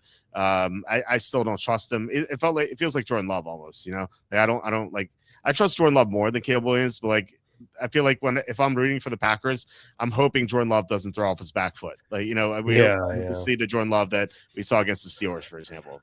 So I do like the Bears. Like I said, medium play for me, might be in my card if it is like my 4th or 5th, 6th or 5th play, but it might be like my 6th play too. So, but yeah, if you like him enough, we can put him on the card. Well, I think it's a pick 'em in the circa. It's -2 on. I have it on. Currently locked in on my bookie card at -2, and I still like it at -2. Yeah. So I don't know. I think. You mean +2? No, I have Bears -2. Oh, okay. Yeah, that line's moved. So we're getting to the circa to pick them. I was to say, because the line is 1.5 in most places. It feels like, okay, so it's just maybe it moved again. That's the other thing about you got to like check on what you have, because sometimes the line you like moves in the other direction. You don't want to miss out on. You have to like swap it out. Right. So it adds like an interesting element here. I'm going to look it up. Yeah, so you can dump the pick and then add it again for more favorable line. Right. No, Bears are still -2 on my bookie.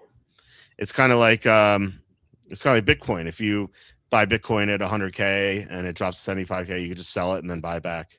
and take the 25K loss to trick people. Don't know. You can't do that with stocks because the wash sale, but it doesn't work with Bitcoin.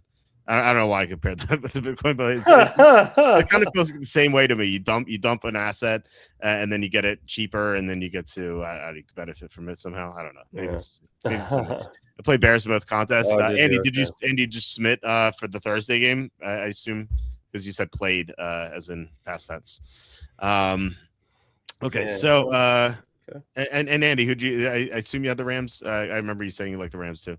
Okay. Anyway, as we wait for that response, let me get to a game that I think changed fundamentally a little bit for me. I moved the unit count, and we were talking about this before we started recording the Chiefs. How like the Chiefs, they were one of the teams that you lost with last week when you went with 3-2. We lost with them, and it's not like I had been betting the Chiefs a lot. I did not have them against Houston. In fact, I had Houston. I didn't have them against the Cowboys. I think I made just a 0 unit play on them. Not even a play, like a pick. I didn't like the game very much. So it's not like I had been on the Chiefs, but I thought against the Chargers, given the Chargers offensive line issues and the fact that the Chiefs were like making their last stand, like I compared it to like playing a video game and it's like you're on your last life, like, last week, and that now the game's over for the Chiefs. And literally, I mean, Patrick Mahomes is out. He's gone. It's going to be Gardner Minshew. And like a lot of the players are out. Like their injury report is very ugly. Like there's no Rashee Rice, no Tyquan Thornton, so the receiving core is a mess. They're missing their 3 top tackles, so they have to start their 4th and 5th best tackles in this game. That sounds terrible. They're going to be missing one of the starting linebackers, Leo Chenal. They're missing one of their starting corners. Trent McDuffie. Chris Jones is banged up. He's going to play, but he's banged up. Do you think Travis Kelce is going to show up to this game? I really there's no way Taylor Swift makes it to Tennessee unless she's like happens to be there for a concert or something. There's no way. This show's over. The show is completely over. So I'm on Tennessee here, and it's 3.5 in the contest. That's the key here. It's 3.5 in the contest, 3 in real life. I even like Tennessee at 3 in real life, but 3.5 in the contest. How's Gardner Minshew with the skeleton crew going to win by 4 or more? I know it's against Tennessee. Tennessee's been playing a little bit better recently. They got Jeffrey Simmons back. He was a monster last week. Like he's going to dominate the Chiefs line. And Tennessee's been running the ball better with Pollard. It felt like, and maybe a little, this is nothing to do with the handicap, maybe a little incentive for Pollard here because the Chiefs could have traded for him. They didn't. I don't know. They could have freed him from this disaster, although that would still end poorly for him. But anyway, I think this is a misprice. Like how is this? The Chiefs going to even win with Mahomes, and now there's no Mahomes and there's no other key players. So how do you feel about this game? Yeah, I've gone back and forth on this one a little bit because holy cow! I mean, outside of that Lions game when we took and won with Kansas City, I think that was like 3rd or 4th week of the season, maybe. I mean, this Kansas City team has looked uninspired all year long. Yeah, and now they're with a backup quarterback, and so it's very unfortunate to see Mahomes go down, of course, but I mean. And that made not only they're knocked out of the playoffs, but they're one of the greatest of all time is now injured. So it's like it was a double whammy, and it's just like, why would it get better? It's been bad. It's been bad. Like why would it get better here? Now here's the argument I can make for the Chiefs. Mm-hmm. Remember last year at the beginning of the first game I think it was the first game of the year, that Eagles Packers game. Remember, I love the Eagles. Yes. And Malik Willis came in that last play, and because Jordan Love got hurt. Yeah, I remember he had that horrible. I think he took a really bad sack, like looking for a Hail Mary attempt. He just came in for that one play, and then we loved the Packers the following week against the Colts with Malik Willis, because everyone had that last image of him, and just like it was like a really bad, like it just was a bad looking play, and they'd be like, oh, like he must suck, like they have no chance against the Colts. They won outright. So do you think, I'm not saying I think this, but I just want to put that, pass that over to you and think about that. Like, could that happen with Gardner Minshew? He goes in there, has a bad outing. Everyone knows how bad it is, but like, okay, like could he have, a similar situation to the Malik Willis. I'm not saying I think that, but I want to know what you think about that. And secondly, my other argument for the Chiefs is that I've said this several times on the show. I think the Titans are granted that they are playing better, but this season they've looked like one of the worst teams I've ever seen in my 30 years of watching football. So, and look, and I've taken them. They've come through for me a couple times this season too, but. I just don't know. It's so hard to know the motivation here. I feel like the motivation has to be with the Titans. They won a game. They're improving. Cam Ward didn't get sacked last week, and so I think they're going to be more motivated, but I also have a hard time. I try to stay away from these games where there's really nothing at stake for either team here. So that I feel I would, if I take this game and I lose it, I'm going to feel silly no matter what ticket I'm holding. I will push back on nothing at stake for either team. I think there's always something at stake for players because they're basically mercenaries playing for new contracts. So I just meant from a playoff perspective. I get that. But the Chiefs players are a lot of veterans, and I really don't see the veterans playing really hard. Like, do you think Travis Kelce's going to play hard in this game? Like, do you think that that Chris Jones is watching tape? He didn't even know that they were eliminated until the press told him last week. Yeah, right. These ingrained veterans who've been for Super Bowl runs over and over again. This is the first time they'll be playing. What's that? They're tired too. Yeah, this is the first time, except for weird Week 18 games because they're sitting players. This is the first game in the Mahomes era that means nothing to them. So as far as playoffs, as you said. But the Titans have been playing harder lately. They were hanging around with Tennessee. I know the Niners covered, but that was the late field goal at the end. That was weird. I mean, people talked about the Raiders field goal against the Broncos being sketchy. I thought that Niners field goal was way sketchier. I don't know what that was about. But anyway, no, seriously. Like, they went from 10 to 13. They could have just went for 1 yard and finished the game. Like, what's the difference? 10 to 13 with 1 minute left. Anyway, Kelly, thank you, Kevin. Play hard unless Taylor flashes from the stands. That'll be the first time you've seen her. Anyway, all year long, we had the Titans missing pieces list. That's quite the laundry list of issues for Kansas City. Surprising flip of events down the stretch. Thanks, Kevin, for the $5 super chat. That really appreciate it. It is. It's quite the turn of events, and the Chiefs have been just very uninspired ever since they lost their tackles. They lost to Dallas, and Dallas is better than Tennessee, obviously, but like with Mahomes and with more healthier players, they lost to Dallas, and here they're favored by 3.5 against the Titans. The first thing you mentioned about comparing this to Malik Willis, that situation, that was week 2. That was when both teams had a lot to play for. That's when the Packers, coming off a loss, didn't want to avoid 0-2. So that was like an all-in situation for the Packers, and they were playing hard for the backup. If this meant a lot to the Chiefs, let's just say they were not 6-8, they were 8-6, and they're fighting for the playoff lives, then hell yeah, they'd fight hard for Minshew. But they just had their season concluded. Their season's over. They're thinking about vacation right now. They're the veterans, at least. The young players will play hard, but the veterans who've been around for all these Super Bowls, they're done. They're not going to show up. They have nothing to play for here at all. The mighty fall hard. Yeah, it's going to be ugly. I think Tennessee can win this game easily.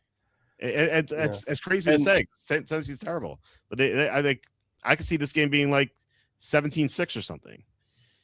Or, I mean, the last time I saw the Chiefs without anything to play for, they got crushed in the last week of the season last year. Right. Yeah, and Evan said that on Thursday. He said that the Chiefs are going to treat this like a Week 18 game, and they already are. They're sitting like half their starters already. So some to injury, obviously, but it felt like every questionable player is just out. Titans also think about vacation. I really don't think so. They're playing harder. Yeah, they won a game recently. There are a bunch of young players on this team who are fighting for new contracts. We love DK. Yeah, yeah, DK, yeah. They've been playing hard. Maybe in week 18 they think about vacation, but not now, not yet. It's too early, too early. But the Chiefs season just ended. Their season's over. Titan season's not over. They're fighting. They're playing for next year. They're playing for new contracts. A lot of young players on the team. Like very few veterans. Like even the veterans they had are not playing anymore. Like Calvin Ridley. Like if Ridley were playing here, Ridley would probably be thinking about vacation. But like if you look at their whole roster, it's all like young guys. They're going to be playing hard. So, and I'm here to tell you, say what you will, the Chiefs are the most deflated team in the entire NFL. There's no team more deflated than the Chiefs. So take that for what it's worth, because it's the ultimate. And look, every great dynasty will go through it at some point. But like what we just experienced, pardon the analogy, is like the ultimate kick in the nuts. And yeah, I know the Titans are worse, or well, far worse. They're one of the worst teams I've ever seen, is what I mean to say. But I just even they, like, I don't think at any point the Titans in their season were as deflated as the Chiefs are right now, and I think that plays into it. Because the Chiefs have everything to lose and the Titans have nothing to lose. So I'm just saying, like, I don't think there's any team with like a collective emotional low as the Kansas City Chiefs. That's what I think. So I'm good with putting the Titans on the card if you want to do it. Let's give it a shot. Okay. Chiefs reserves also playing for contract. Yeah. Andy, I said the young players on the Chiefs will play hard for sure, but the veterans, like the Kelce's, Chris Jones, the guys who are ingrained and have big contracts, are not going away. They're not showing up to this game. It's over for them. Yeah, they're the ones thinking about vacation. All right, let's put the Titans on the card. So we have two picks. We have the Bears and the Titans. Bears pick them, Titans plus 3.5. Okay, so I brought that game up. Packers Dynasty last 2 weeks, week 1 and week 2. Easy, partner. Yeah, seriously. Yeah, what a time it was, though. Great start, man. Awesome win against the Lions. Dominated the Redskins. Yeah. Oh man, they look fantastic. And then they lost the Browns, and then they tied the Cowboys, and then not great, Bob. And they did have a great 3-game stretch before the Broncos game, and then they were beating the Broncos most of the game, and then they lost all those players. So that's when it ended. To be serious about the Packers. So yeah. Anyway, it's your turn to pick up a game to discuss a game. So what are we doing here? This could be Kelsey's last year. Doubt he's going to just give up. I think he's going to give up. He has nothing to play for. He's not going to do anything. He's not going to get great stats with Minshew. There's no way Kelsey shows up. Like he has a wedding to plan. Yeah. And imagine you think he's going to play. When's his wedding? When's that wedding supposed to happen? The sham wedding of the century. I have no idea. Is it supposed to happen in the off season? I would assume so. It's not going to happen. It's going to happen like week 17. Yeah, no. But this is important. But it's not going to be like 2 years from now, right? Because I'm telling you now, if it's like certainly in the offseason, we should look this up. Because you think he's going to play hard. Imagine he goes out there and freaking breaks his leg in a meaningless game before the wedding. I have your answer. Their reports suggest they plan to wed on Saturday, June 13th, 2026. So mark your calendars. Well, it's going to be the wedding of the century. Can't wait. Yeah. Well, I guess even if you like had an injury, you'd probably be okay by then. But I don't know. At the same time, he's like, could you imagine? Yeah, if he has to recover his own wedding, if he can't dance his own wedding, yeah. Like how bad that would. I mean, I guess maybe they would just reschedule it, but then it would bleed into the next NFL season. So I'm just saying, I think that furthers the argument that he's not going to be playing hard. So. The wedding should be the Super Bowl halftime show. Oh yeah, it should be. I love that. They should have done that. They really, a lot of they have that gimmick where some people get married at games. They could have done that. Oh yeah, people if they wanted eyeballs on the game, that would have been the best. Like that would have killed any musician. Jeez, the halftime show. For those who don't know, and look, I'm not saying if you enjoy the halftime show, I'm happy for you. I'm not making fun of people who enjoy it because I know I'm in the minority. I hate every halftime show of any kind. Yeah. So I have no. Anyone, what do you think of the halftime show? I don't care who's playing. It sucks. I just don't. I just don't understand the concept. Like what? What? Well, it's to we talked about this last week. I know, to attract the casuals. I know that, but like I just can't imagine. Like, okay, even if I wasn't a football fan, like I want to watch that. I don't know. Well, what if they got David Wise as the musician? What do you think? David Wise? Yeah. Who's David Wise? He's the composer of Donkey Kong Country music. Oh, okay, that's right. Yeah, well, we'll make an exception for that. I might like that, but I don't know. I don't know. I don't mean to be. I didn't mean to, to be like a doomsayer over here. You didn't like Jack White and Eminem in Detroit? What do you think, Tom? Jack White and Eminem in Detroit. What's the question here? The show, Eminem and Jack White, the halftime show. Oh, I don't. I boycott him, Kevin. So, and thank you for the super chat. Yeah, no, I don't really watch any of them. I try to leave the room. You can storm out. I do. I intentionally leave the room, and I don't care. And you can call me a pretentious little shit if you want. I don't care. I don't.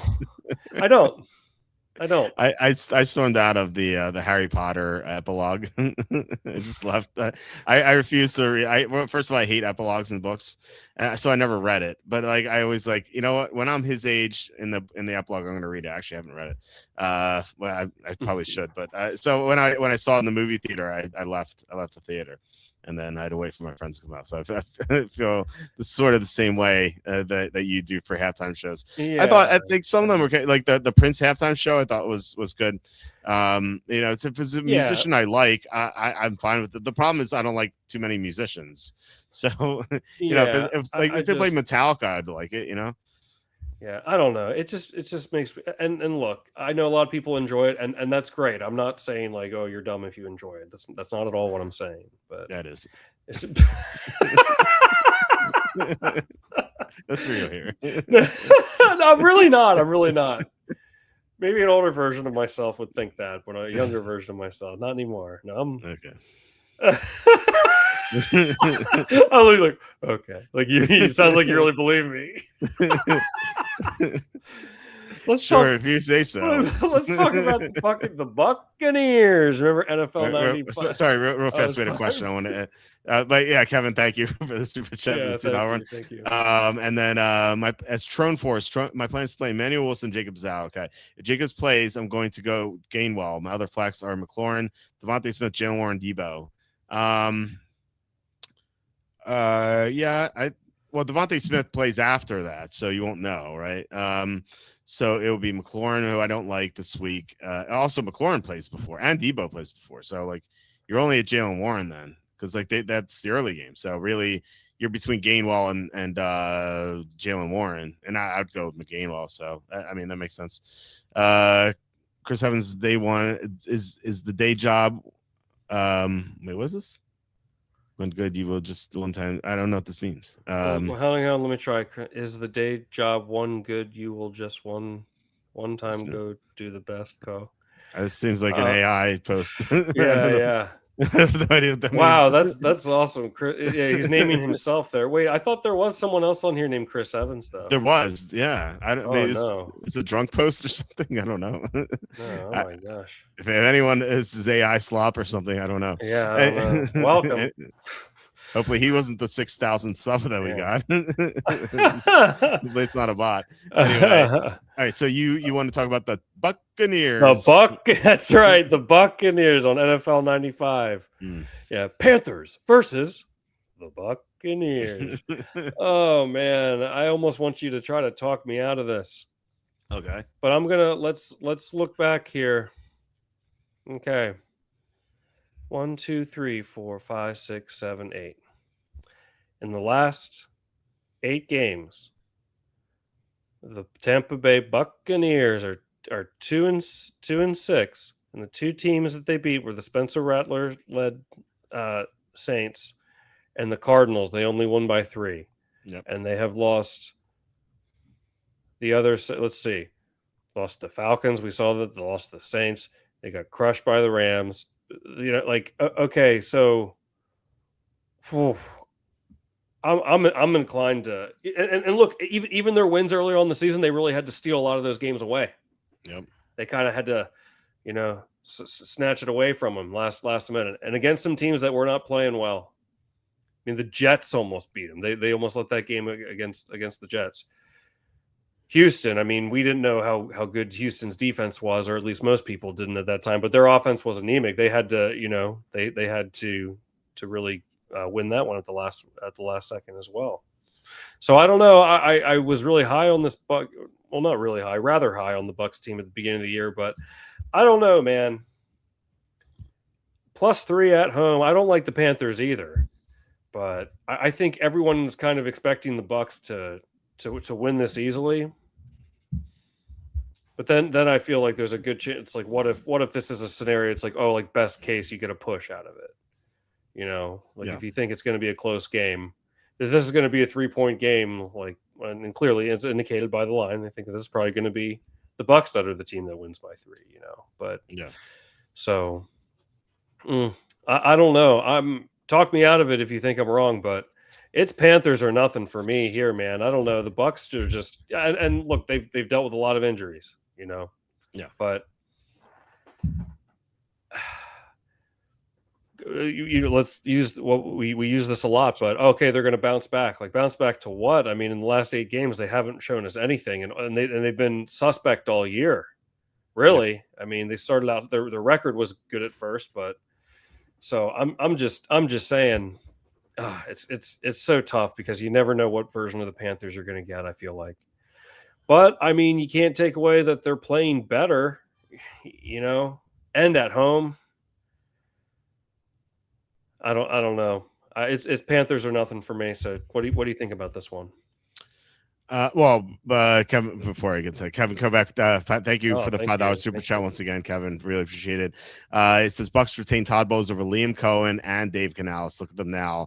Dave's doing great with that roster at the moment. He is, yeah. That's certainly true. And Andy agrees. The Panthers have the coaching edge. I agree with that.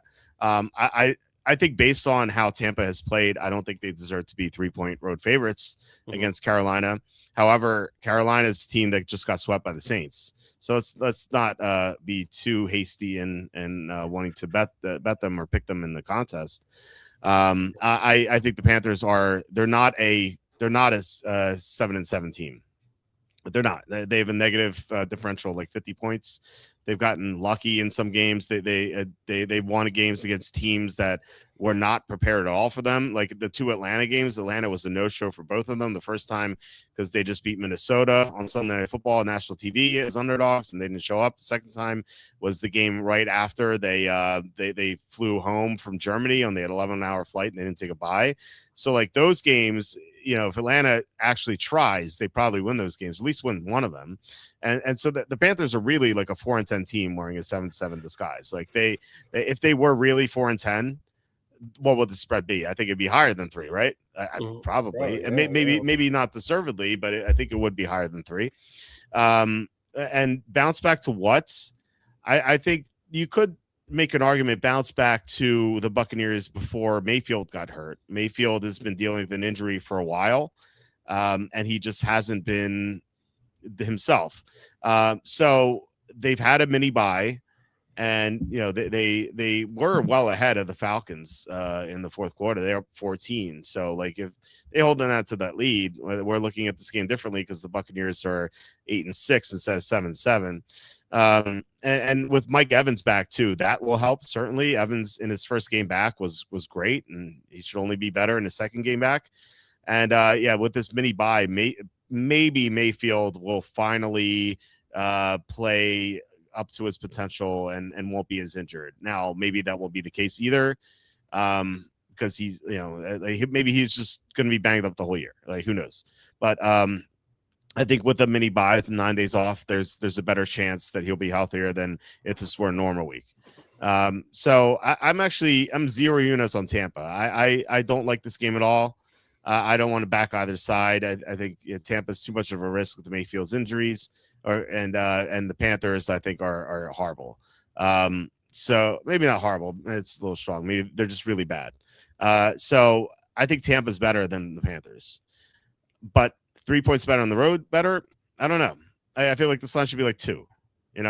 So spread wise, I think the Panthers are the right side, but I think that like like counting on a game to finish below 3, the chances a game lands on 1 or 2 is like 8%.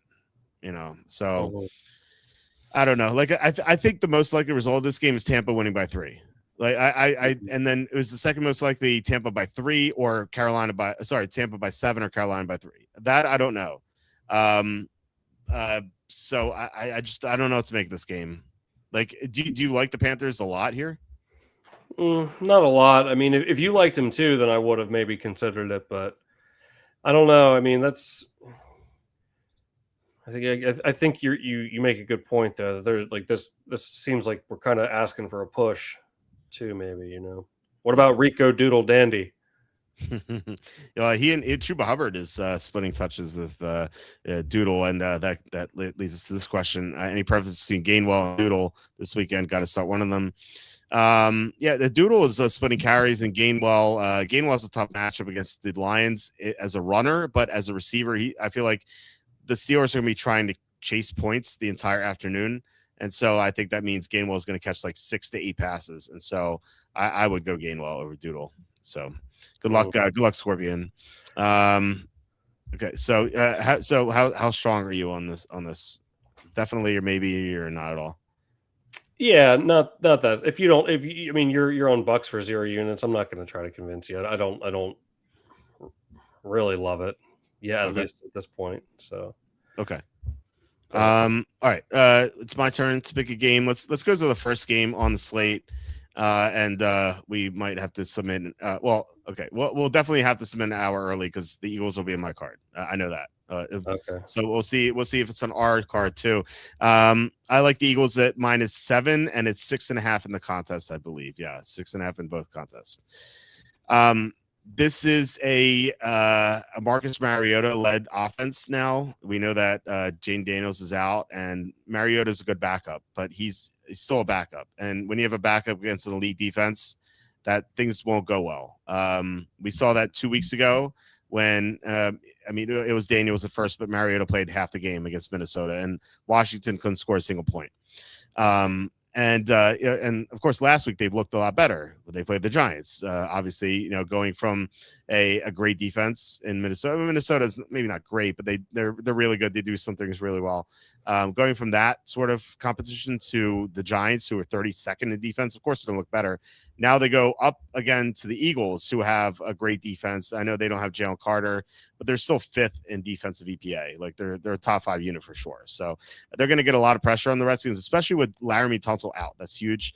I think that's why the line moved from 6.5 to 7. Tunsil being out.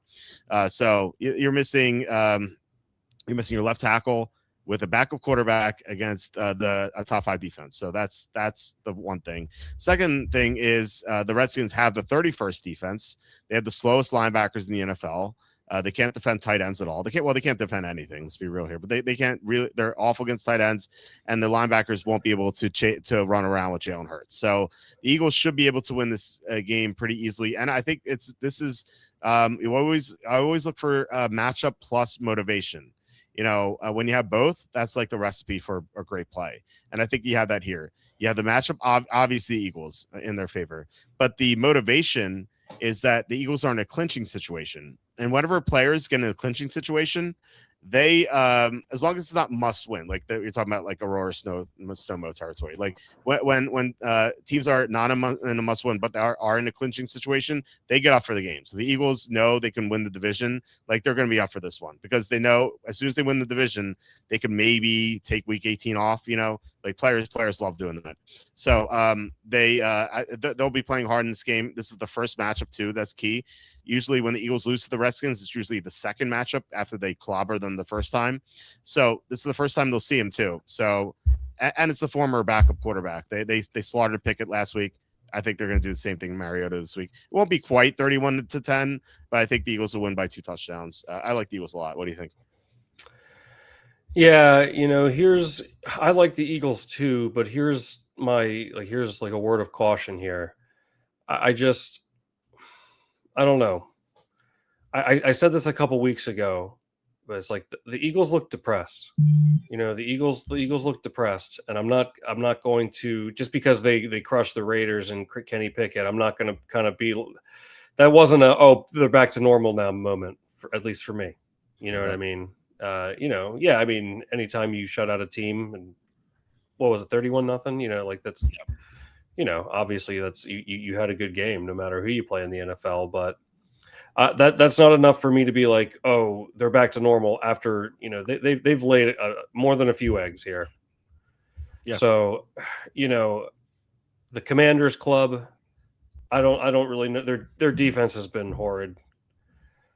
But at the same time, I don't know. What if this ends up being like 26-13, and then all of a sudden, like the Commanders club is coming down the field, and it ends up being like 26-20 or something. Like, I don't know. I guess like depressed is the best way I could like describe the Eagles this year, and I'm not convinced yet. I'm just not convinced yet. It seems a little too easy to me. I'm not saying a lot. Like I definitely don't want them. I'm still open to it, but this is just like my argument, my devil's advocate argument. Mm-hmm. So, are you ready to be? Are you that sold on them? That would be my only hesitation. So, well, it's a fair argument. They have not played to their level of ability, but they had no issues against the Raiders last week. So. Why maybe they were it's a get right game as everyone's calling it. Mm-hmm. I thought it was pretty impressive that they were that dominant, not because of the opponent obviously, but because of the situation. They're playing on a short week after a 150 snap game, flying back from the West Coast. Like they lost the game and they lost a day traveling, and they lost a day because it was Monday, and I thought just a really bad spot for them. And yet they were really impressive against the Raiders. And I don't think the Redskins are that much better than the Raiders. Obviously, the Raiders are worse, but still. I think the Eagles should be able to win pretty easily. Like the Redskins this year have been just so bad. Ever since like they lost a lot of their defenders. Like they haven't been competitive. Like we trashed the Chiefs earlier, right? The Chiefs beat the Redskins 28-7. Like this is not a competitive football team. The Lions beat the Redskins 44-22. These are wins by 20+. Mm-hmm. We just need 7+ or 8+ here. The Seahawks beat the Redskins 38-14. Like every time the Redskins have played against a top tier team, they have lost by double digits every time. The only exception was the Packers in week 2, but that was a blowout. The Redskins got a garbage score. I think maybe 2 garbage scores. They made it 27-18. That still doesn't cover the spread. So the against Group A and Group B teams this year, I'm going to read you the results: 27-18 Packers, 28-7 Chiefs, 44-22 Lions, and 38-14 Seahawks. The Eagles are in that group. I think they're better than the Lions. They're certainly better than the Chiefs. Are they better than the Packers? I don't know. Maybe about the same. And they're not as good as the Seahawks, but they're not that far away from the Seahawks. So I think, like I said, I think Eagles win by 2 touchdowns, or I think they win between 14 and 21, basically. Okay. So it's a heck of a lot better than Pickett, but you'll miss his favorite target, Ertz. Yeah, there's no Ertz. There's no Tunsil. Debo's banged up. This Redskins team is a joke. Their offense is not good and their defense is horrendous. I don't see them being competitive against a motivated Eagles team that could just clinch the division, and maybe then they could be depressed when they play Buffalo. Oh yeah, do you think they're looking ahead to that at all? No, not if they can clinch the division. They're not looking at the Buffalo. There's no reason for them to look at the Buffalo. Oh, that's true. Buffalo. I think Buffalo could look at to the Eagles because the Eagles are the defending champions. Mm-hmm. But why would the Eagles look at to Buffalo? They never play them. They play them once every 4 years. This and it's not like they went to the Super Bowl or anything. If there were a Super Bowl rematch, sure, but they never play against each other. Yeah. Phillies versus Billies. Just think of that, or yeah. Hey, do you think you can talk for like 45 seconds? I gotta pee. No, I can't. I'm sorry. I'm just kidding. You can cut. Of course you can. Okay.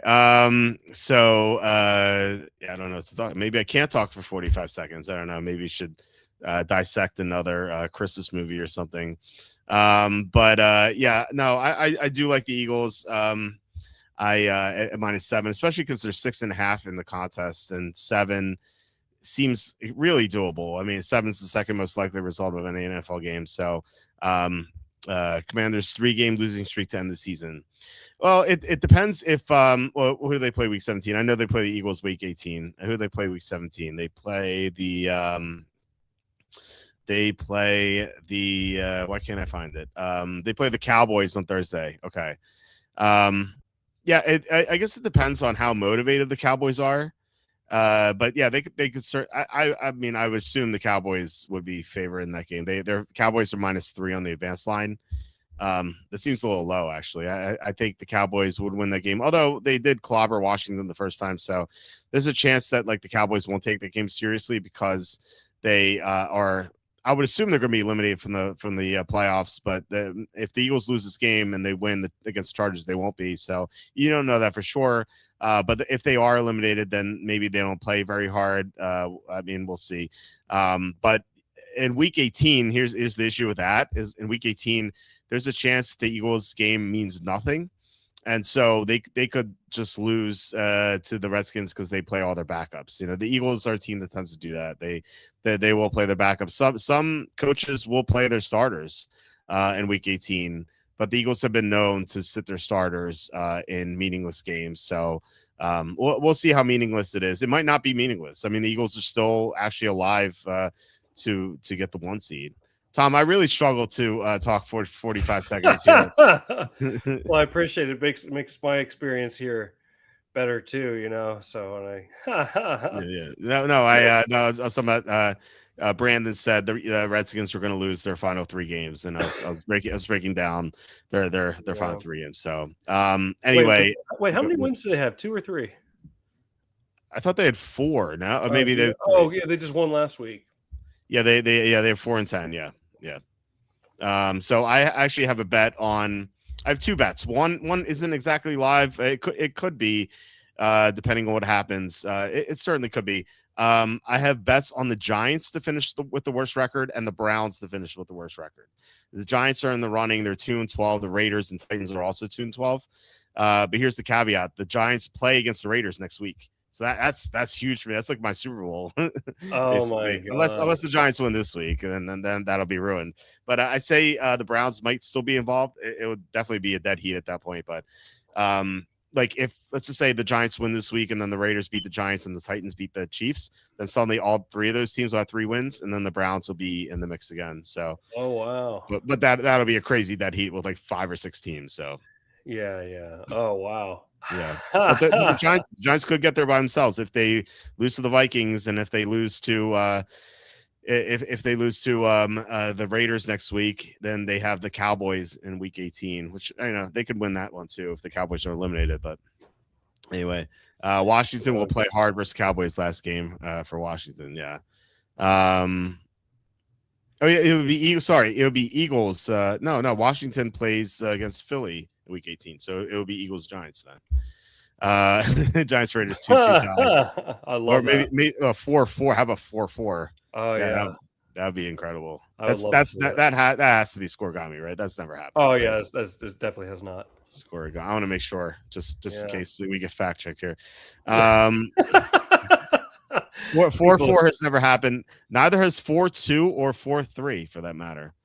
And 4-3 would be wild. 5-2 has never happened. 5-4 has never happened. 5-5 has never happened. But 6-4 has happened. No. Sorry, 6-4 has never happened. Yeah, not in the pros. Of course, we've mentioned many times the 2004 Penn State Iowa game. Iowa won 6-4. In fact, this is wild. The only game that has ever finished with 4 points was the Racine Legion beat the Chicago Cardinals 10-4 in November 25th, 1923. That's the only game to ever end with a 4-point score. Wow, that's wild. Yeah, it's so rare to the Racine Legion. I used to work with this guy at Domino's who showed me this. A friend of his was out in Vegas, or I don't know, he was at some sports book, and that the Denver Seattle Super Bowl in the 13-14 season, he put 1,000 on first score of game Seahawks safety. Wow, what were they? 50 to 1. Wow. Yeah, he showed me a picture. Yeah.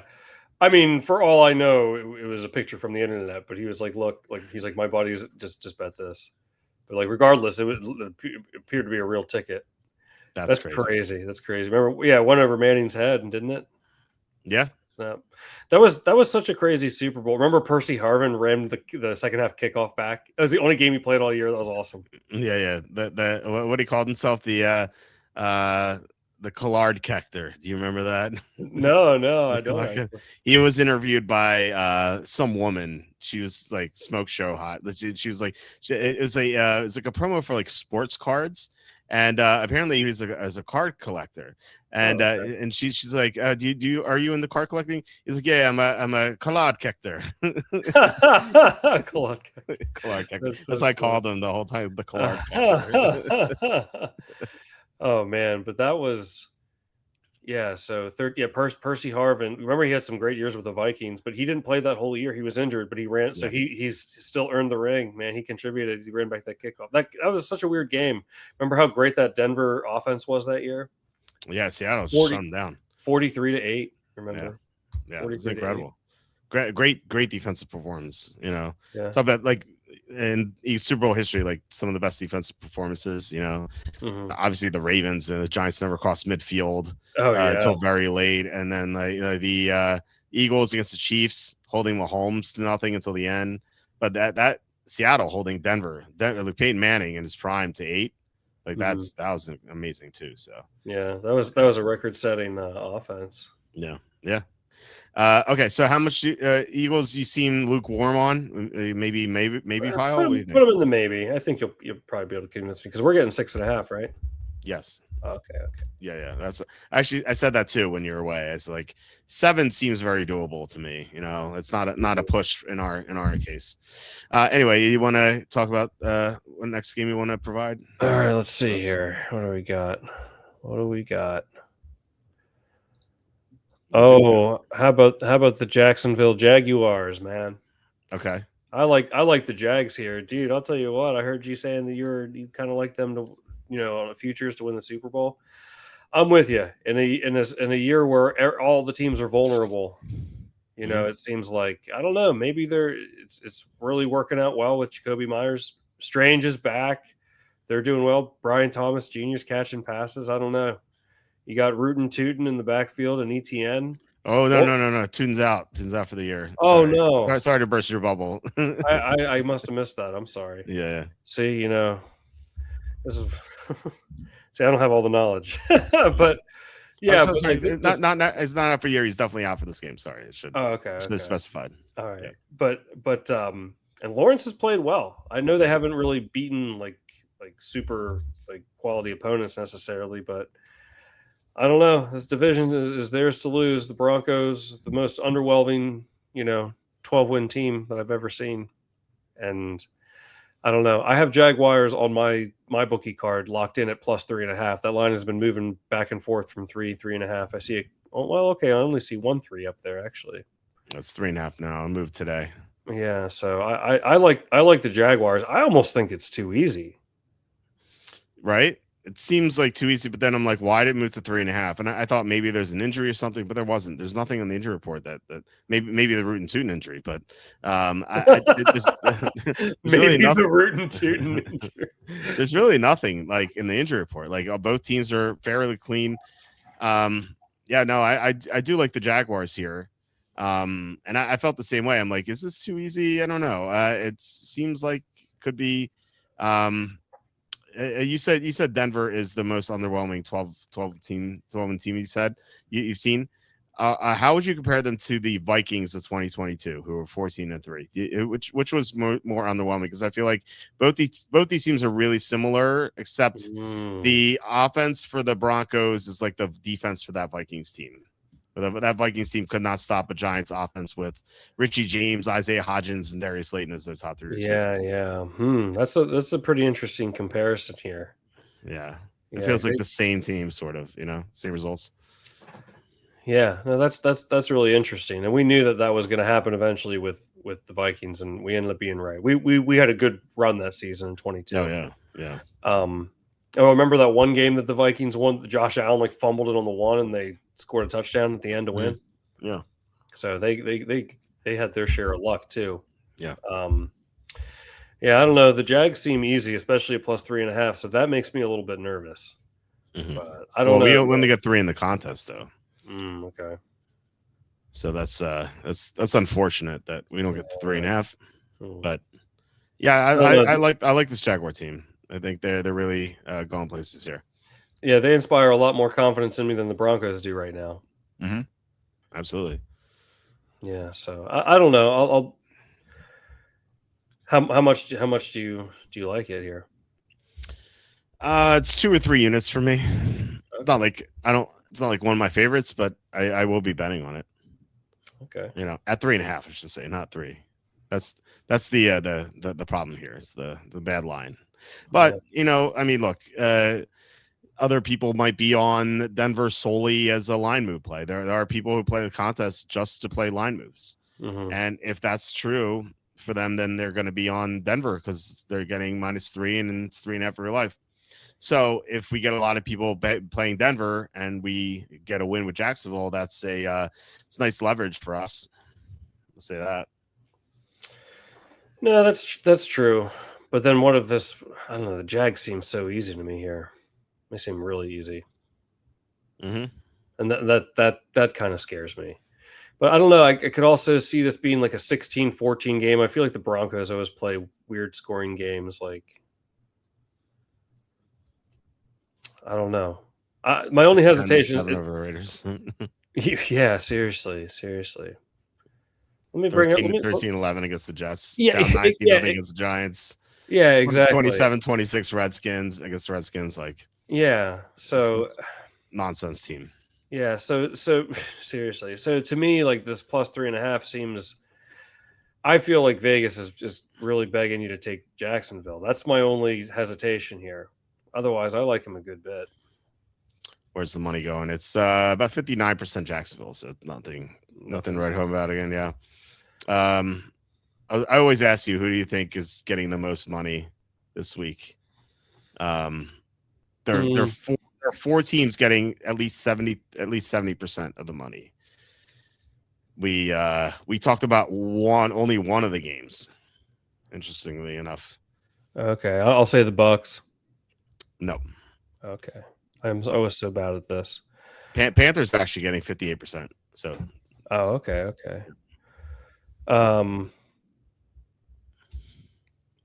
What are the other games we talked about? The Lions? No, the Lions are only getting 56%. Okay. I can't remember the other games we talked about now. Oh, I'll say the Eagles. Yeah, Eagles are number 2. They're getting 83% of the money. So that's, it is a concern. Oh. And as Andy pointed out here, other than the win against the Raiders, Eagles won only 2 games by more than 6, and both were exactly by 7. Well, I'll push back there and say that against like a similar competition, the Eagles in their second game against the Giants, they absolutely slaughtered them. And this is a similar team. The Eagles have only played one team in Group F so far, and that was the Raiders win. So this is their second game against Group F. In fact, the Eagles have only played. I got this one wrong. The Eagles have only played 2 teams in Group D or F this year: the Giants and the Raiders. The first game against the Giants, I just think they were not trying hard, and we saw that 2 weeks later when they slaughtered the Giants. So we know how that probably should have gone the first time. So and then they clobbered the Raiders. So in those 2 games, in the 3 games, they won by more than a touchdown twice, and the other was a no-show. So I'm not too concerned about that. Just the Eagles have had a tough schedule in the sense that they've not played any bottom feeders except for those two. So anyway, do you want to keep guessing here? I'll say the Packers.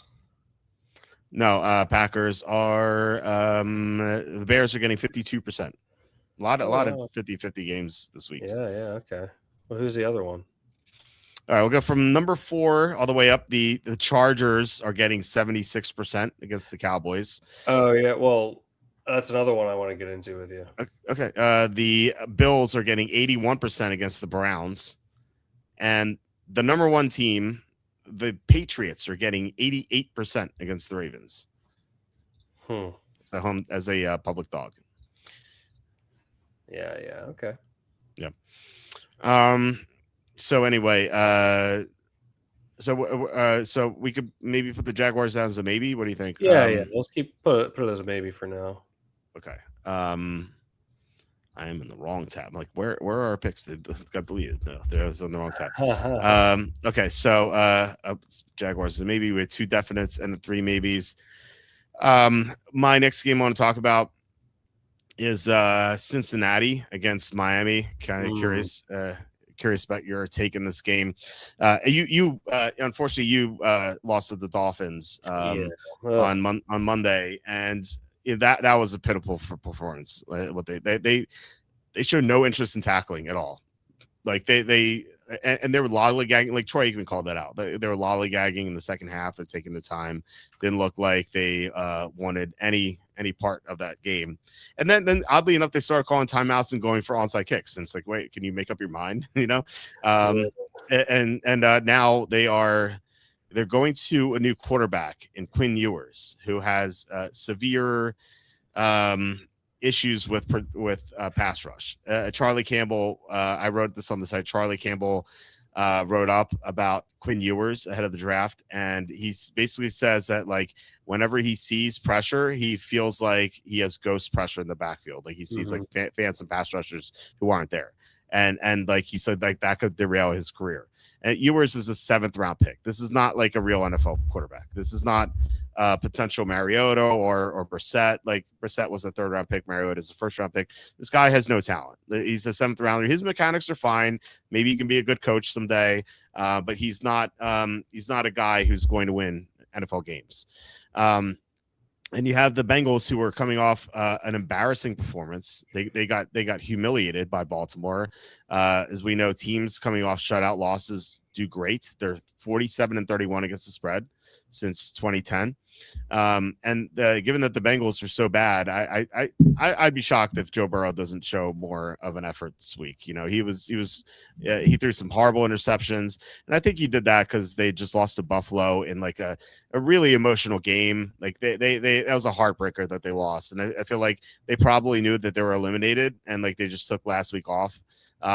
And I like given the embarrassment, and look, we just saw the Redskins bounce back from their embarrassment against Minnesota. They clobbered the Giants. I think the Bengals are going to have the same sort of effort here. Whereas, like, if you're a Dolphin player, like there's so much chaos going on in the organization right now. Like you had Tua as your quarterback, and now you're switching to a 7th round guy. You like barely know because he was the third string quarterback. They actually bypassed their QB2. They're going straight to QB3. And if I'm like a Dolphins player, I'm like, what are we doing here? Like, what's happening? Like, who is this guy playing for us? And we just got eliminated from the playoffs. How the Dolphins show up for this game? I don't see it. And I think the motivation is there for Cincinnati. Plus, Cincinnati's a better team, much better offense. Like if you rank like Cincinnati offense, defense, Bengals, Miami offense, defense, like Cincinnati offense by far, no question, is the number 1 unit in this game. Like there's no comparison. And Cincinnati's defense has been better lately. Think about it. Like last week, they lost 24-0, but 7 points came on pick 6. They allowed 17 to Baltimore. They allowed 14 to Baltimore the other time. They allowed 39 to Buffalo, but 14 came off interceptions. So 25 to Buffalo is actually like really good for Cincinnati. And before that, they held the Patriots in check. So it's like been 4 weeks where the Bengals have played better defensively. I don't know if that's like a small sample size, if that's going to revert to the mean, but they have been better defensively. So I like Cincinnati here -4. I think they could win this one by double digits. What do you think? I like it too. I echo your sentiment almost exactly. My only hesitation here is, I mean, and look, you're probably better at this than at picking these sorts of games than I am. Neither team has anything. There's no playoff implications. They're both eliminated. I mean, how hard do you think the Bengals are going to try? Like, does that worry you at all? But I agree. Otherwise, like, what if the Dolphins scored? You know, like this could easily be like even like 20-7. You know, like I don't know. Do you think the Dolphins are going to score more than 7 I don't think they're going to. or They could 10? score. I mean, Yeah, they could score like 13 or something. Like what the Jets got 20 from Brady Cook, but the problem is that the Jaguars had what 48. You know, like I the guess Bengals are going. I shouldn't say 7. That was very low. But I Well, could see it. I could see it being like 24-7. what is the total in that game? Damn it, I have the NFL up or college football up. What is the total in this game? It is 47.5, and the line is 4. So they're expecting about 26-22, or maybe 25-21. The Dolphins point total is probably 21.5, which seems ridiculous. I'm way off. Seems like way too high. That seems way too high. I think the Dolphins would probably, if I had to guess, they'd score 13, maybe 17, between 13 and 17. I think. Jeez, I don't know anything, but I'd take the under. No, under looks really well.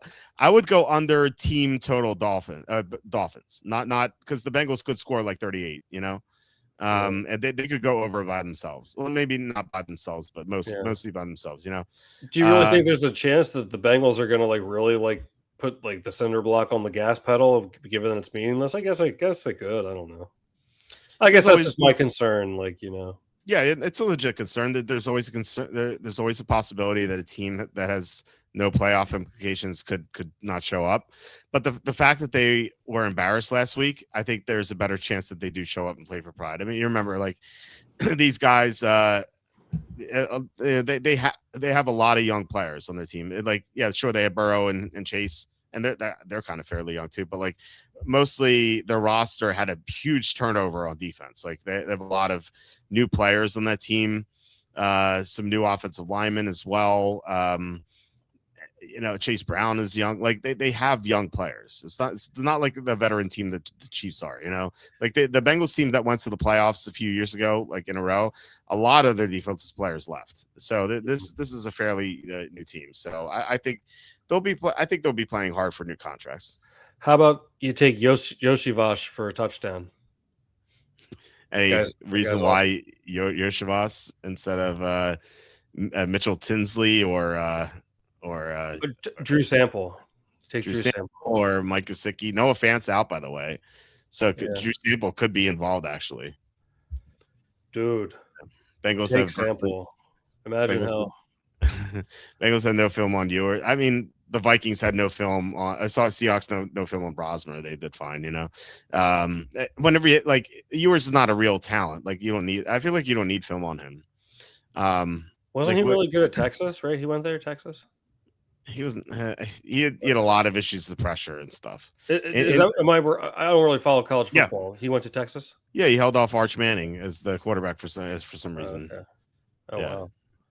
Yeah. I don't watch college football. So yeah, the coach was not playing the better quarterback. Okay. Oh, okay. Good job. Even though Arch Manning really struggled to start the year, he got a lot better as the year went on. Oh, did he? Okay. Yeah. He was awful to start, but like he was playing against some tough opponents, and then progressively he got better. Like by the end of the year, he was good. Like they really should have put Texas, like not to turn this into college football, but like, they really should put Texas in the playoff, just as a money grab. Even like, well, first of all, I think Texas smoked out Oklahoma, and Oklahoma got in. But as like people would love to watch Arch Manning in the playoffs. Like I think that would make it way more appealing. So anyway, for sure. So anyway, I digress. So yeah. How much do you like the Bengals? Yeah, put them on there. Let's put them on. Put them on for sure. Yeah. Okay. What are we getting? We're getting 4. We're laying 4.5. Okay. Okay. So what do you want next? Oh, is it my turn? Yes. Scroll right down there. Falcons at Cardinals.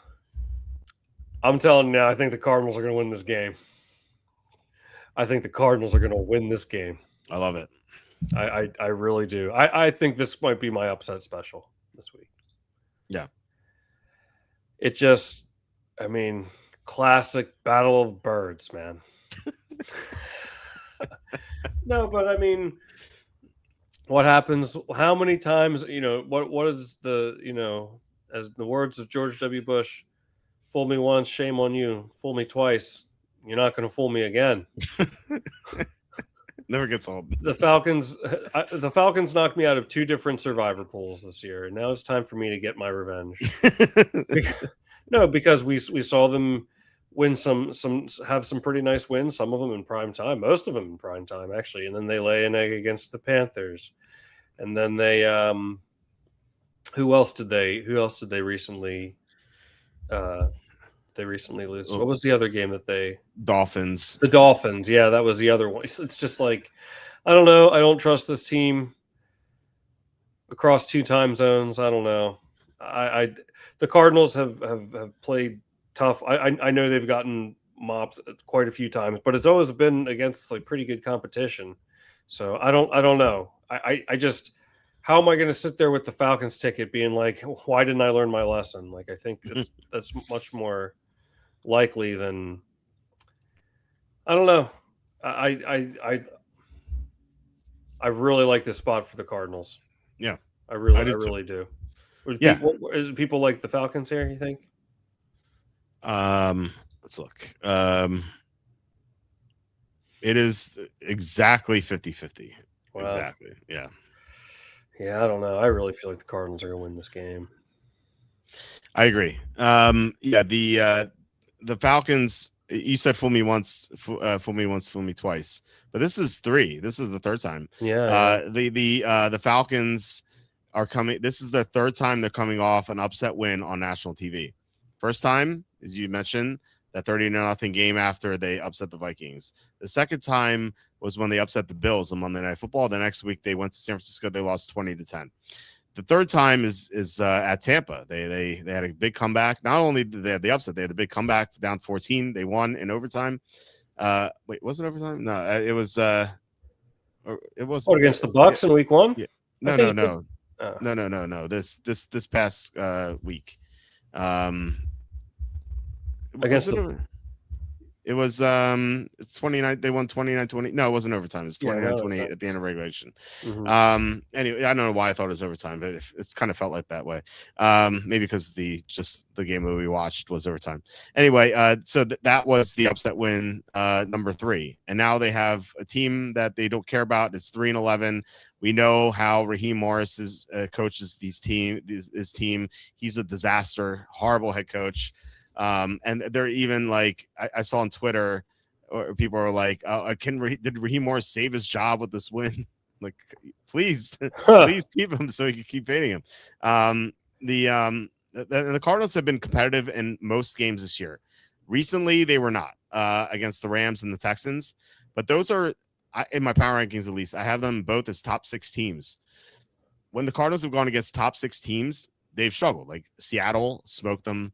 The Rams smoked them, Texas smoked them, and then to a lesser extent, the Niners is bad matchup. Atlanta is not a top 6 team at all. They're not even in the upper half. So this is more down to Arizona's level. In fact, I have these teams right next to each other in my power rankings. It's like, why is Atlanta -3 here? I feel like Arizona should be favored. So I like Arizona. I'm right there with you. This is one of my favorite picks. Okay, let's throw it on then. Let's do it. Yeah, I definitely I feel good about that one. Okay, so we have 4 definite, so we only need 1 more definite. Oh wow, okay. Wait, it's your turn, right? It is my turn. Yeah.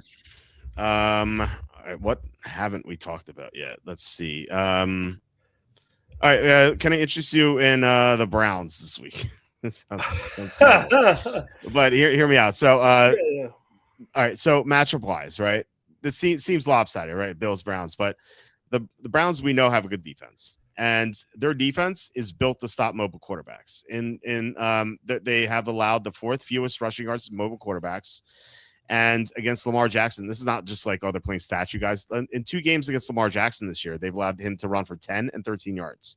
So they know how to keep guys in the pocket. And Josh Allen, if he can't run, it's going to be tough, especially with this weather. It could be snow, it could be wind.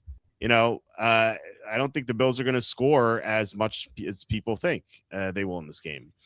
And then the Browns, and obviously, it's hard to trust Shador, but like, can you trust Quinshon Judkins though? Because we just saw Travion Henderson run all over the Bills. He had touchdowns of 65 and 52 yards. Judkins also another Ohio State running back. Like, I feel like he could have a good game running, and the Browns could like hang around for a while. I don't know if I don't think they'll win, but like, can they stay within 6, 7, 10 points? It's 10.5. I believe that's the number in the contest. Yeah, 10.5. I think they can hang around. And plus the Bills, they're coming off the huge win against the Patriots, comeback win down 21-0. And next week, like I said, I think there's a much better chance to look ahead to the Eagles than the Eagles look ahead to the Bills, because the Eagles are defending champions. So why would the Bills care about this Browns team? Do you think like Josh Allen's really digging into this Browns tape? Like, I don't think so. I really don't think so. So I think the Browns are the right play here, even though they are the far inferior team. I just like the spot, and I think they have a couple of matchup quirks that kind of help them keep this game close. So I like the Browns. I don't know if it'll probably be on my card. It'll probably be on the card. It's like maybe the 4th or 5th pick, but we'll see. It depends on. I'm going to keep like doing more work into these games, and like maybe they're like the 6th pick, but I do like them here as a medium to small size bet. Probably looking at 3 units or so. What do you think about this game? What do you think about this game? Yeah, this is interesting. See, here's the thing. I think that the Bills are like the 2006 Colts that won the Super Bowl. Okay. First, like, remember the Colts had those great teams with Peyton Manning, 13 win seasons, 14 win seasons, and then they would have like maybe an earlier than usual exit from the playoffs. And finally, 2006, they still had a good record, but they weren't as dominant as they had been in years past. And then they were kind of flying under the radar, or at least just not on the radar as much as they had been. Mm-hmm. And almost like people kind of forgot. And then they ended up winning the Super Bowl against the Bears that year, of course. I have that same feeling about this Bills team. Okay. So I don't know. I feel like I know they've been battling some injuries on defense. But I just and Cook has been really, really great. He's and okay. And you said to argue that the Browns contain Lamar Jackson, but in one of those he wasn't like 100% though, right? Right. Yeah. So, but the other one he was. Right. Okay. When they played him, I think it was week 2. Week 2, yeah. So I don't know. I could also see like maybe this is the Bills. I could maybe argue, okay, now the Bills have momentum after that comeback win. A game. I mean, they still have a shot at the division. I think the Patriots, looking at their schedule, have a good chance of. Because do they have the tiebreaker? The Patriots. I think they do. Yeah, because the Bills lost to the Dolphins, so the Patriots. Okay. Yeah. All right. So, well, So I mean, it's not completely out of the question, but I think after the Ravens, the Patriots schedule, they just play with the Dolphins and some other. The Jets and Dolphins. Oh, okay. Yeah, so that's probably unlikely the Bills will. I mean, anything could happen. Probably unlikely the Bills. So I don't know. I think they're going to probably. I feel like I could make the argument that they're going to build a little momentum here. Like they have a chance against the Browns and Shador here. Like maybe the defense can put the clamps on them, but I mean, if the Bills score 20, like, do you think that there's a chance that they could still cover this? Like maybe, I don't know. So that's my only thing, but I don't disagree with your argument, but I don't. I'm kind of torn. The Bills need to, like, if they go in here and run a clinic, then it's kind of be like, oh shoot, now with 2 weeks left, like, are these the Bills that like the Bills that beat up on these bad teams, like we've seen them so often, and if they do that now the focus is going to shift on them a little bit. It's like, oh, we kind of forgot about you. Like we forgot about the 2006 Colts. Like, oh, we forgot how good this team was, and they're beating up on teams that they do. So that would be my word of caution, I guess. That's just the feeling that I have about it. But I see your side of it too. But I mean, I don't know. It's so hard for me to get behind Shedeur. And hey, maybe Judkins has a good game, and he doesn't need to be good. Yeah. Maybe they score 14, and that's enough to cover here. I don't know, but so I'm kind of torn here. So you said the Bills usually win these games by a lot, right? These sort of games. Yeah, I mean we've said for maybe a couple of years now that they tend to be like the bullies, or they can be at least in years past. How do you think they've done as double-digit road favorites with Josh Allen? They played 5 games. Well, since I'll say 2 and 3 against the spread. Against the spread, they're 1-4 against the spread. Oh wow! In fact, they're 3-2 straight up. They lost 2 outright. The one of the games you'll remember this very, very very clearly. They lost 9-6 to Jacksonvile. I do remember that one. Yeah. So they actually had not played well in these sort of spots. Feels like this is again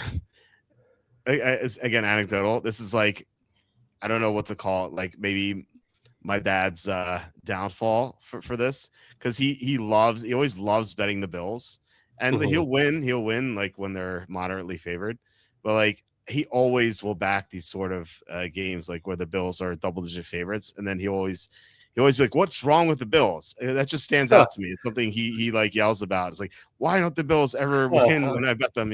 Like he always takes them as huge favorites, and they just don't seem to cover. In fact, like I said, they lost outright twice out of 5 times as double-digit road favorites. So, wow. Yeah, I don't know. One time was against I remember that Jacksonville game. Was that 2021 season? Yeah, that was the Urban Meyer's season. That's right. Yeah, 9-6. I do remember that game. 9-6, yeah. 14.5 point favorites. They lost 9-6. I wonder who the other one was. It was against the Jets. Let me see. I can tell you specifically. Crap! I'm in college football again. So team equals Bills. Actually, I might have it on the screen here. Actually, let me see here. I'm in the wrong window here. All right, let's do it here. Team equals Bills, and line is greater than 9.5 or less than 9.5, and season is greater than 2017. Yeah, here it is. So you can see this on the screen, right? Yeah. It's stupid ad just keeps loading up. How can you like run a site with ads? It's horrible. The 3-2 straight up, 1-4 against the spread. The other loss was to the so Jaguar lost here, and the other loss was to the Jets. They lost 20-17 in Week 9 of 2022. I vaguely remember that game. I don't remember too many specifics. I kind of do too. And then there's this one where they kicked 6 field goals. It's 18-10. And their only cover was another game against the Jets, as we try to get away from these ads, and I clicked one by accident. So I don't know where the X is. Where's the X here? I don't see it either. Is it hiding behind like the green Christmas ball there on the green Christmas ball next to the hairdryer? Yeah, I don't know. Is that a Christmas ball? No. So they hide them really well now. This site sucks. Like it used to. Like the problem is like they have this like. They had the results in this tiny little section here, and it's so small. There we go. Come on. It's so small that like you can't say. It used to be like the whole page, and like now they shrunk it to like this section. It's like, what do you need this big section for? Anyway, so the one cover was against the Jets in 2021, 45-17. Most recently, they couldn't cover against the Chargers, 24-22. That was Easton Stick playing against the Bills on the Saturday. Wow, I love Easton Stick. Easton Stick. That was, I believe, a Peacock game, if I'm not mistaken. Kevin Kovac, $5 super chat. Kevin, Bills would be motivated for the division, but they sure don't have to win by margin. Yeah, I think that I'm not saying motivation is the factor. I think they'll be motivated. I think the sense of urgency will be down though, because they'll be playing the Browns. Like I said, coming off the upset win, down 21-0, and then the Bills next week. Like, do you think Josh Allen and like his offense are like digging into Browns tape? You know, I just don't see it. Like I don't really see them doing that. Like I feel like they assume that they're gonna win easily, and then they have a tough game coming up, and they're coming off a tough game. I don't know, just the mentality of it. 1 hour flight, win by 3, call it a night. Yeah, hey, that's all they have to do. They're not trying to win by 11. Yeah. They'll be happy. They'll be happy to win 18-15 and just get out of there. They'd be happy to win, 6-4. 6-4 would be great. Yeah, or 5-4. 6-1. Let's do it. 6-1. Bet that the final score will be 5-4, and bet no touchdown in the game. Parlay it. Parlay it. We'll never. Can you imagine the odds? Well, the odds would be of calling a 6-1 game. A trillion to one. Yeah. 6-1, 8-1. Like that. That'll never happen. It could happen, but it will never happen. Yeah. Oh man. We haven't even seen a 1 point. We haven't even seen a 1 point score yet. It has never happened in the NFL. Like it could, but it's never happened.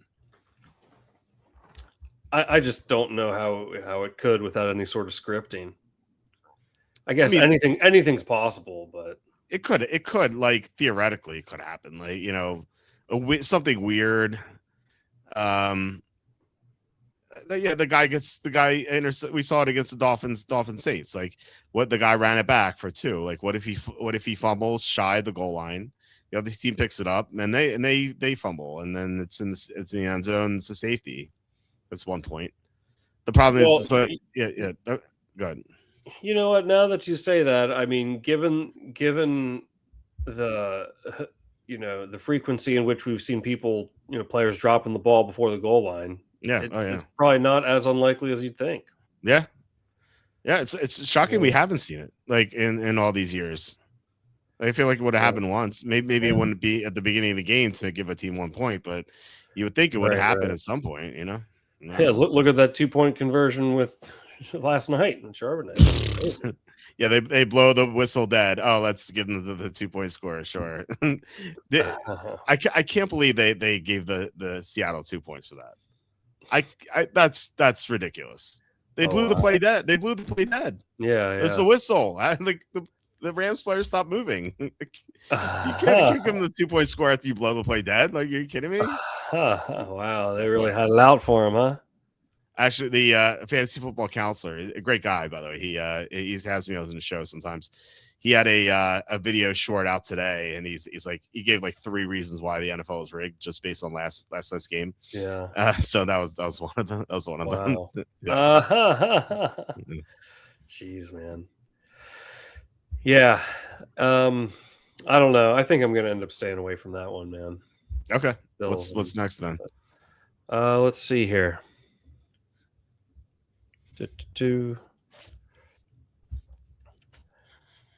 Can I interest you? Okay. I felt differently about this once I realized that if the Eagles win tomorrow, this is going to have a big impact on this game. Yeah. What is up with this Chargers Cowboys? Like, this is weird. Why are the Cowboys favored here? Come on. They're begging you to take the Superchargers, but like, what's the motivation? Like, I feel like I should maybe lock in the Superchargers now, because if the Eagles win, like, do you think this line's going to move? They might be favorites. I feel like they have a good idea that the Eagles will win, though. It's not like the Eagles are a pick 'em, They're favored by 7. That has to be baked in. I feel like it's not going to move. True. No, yeah. Right. Is there like outside of the injuries that they already have, is there like a new injury on the Chargers or something that I don't know about? Why are they underdogs? No. What's going on here? This is weird. I don't like it. Well, I think they're just mispricing the Cowboys. They did that last week. They made them -6 against the Vikings. That line's a joke. I think they're overrating this team. They did it against Detroit too. They made what Dallas is short underdog to Detroit. And Detroit smoked them, and they made them big favorites in Minnesota. Minnesota beat them. They're just mispricing them. I think that's what this is. And so I don't know. I don't know if this is anything nefarious. Like I don't know if this it's kind of bait the public and rig the game. Mm-hmm. It could be, but I just think the answer is simpler. Arkham's Razor. They just not pricing the Cowboys correctly. Wow. So you like the Superchargers? I have no play on this game. So we assume the Eagles are going to win. It would be shocking if the Eagles lost. It could happen, Right. but it would be shocking. And if the Eagles lose, then how do the Cowboys show up, right? We saw the Lions destroy the Packers when they were eliminated. Mm-hmm. But that was a Dan Campbell coach team. He's master motivator.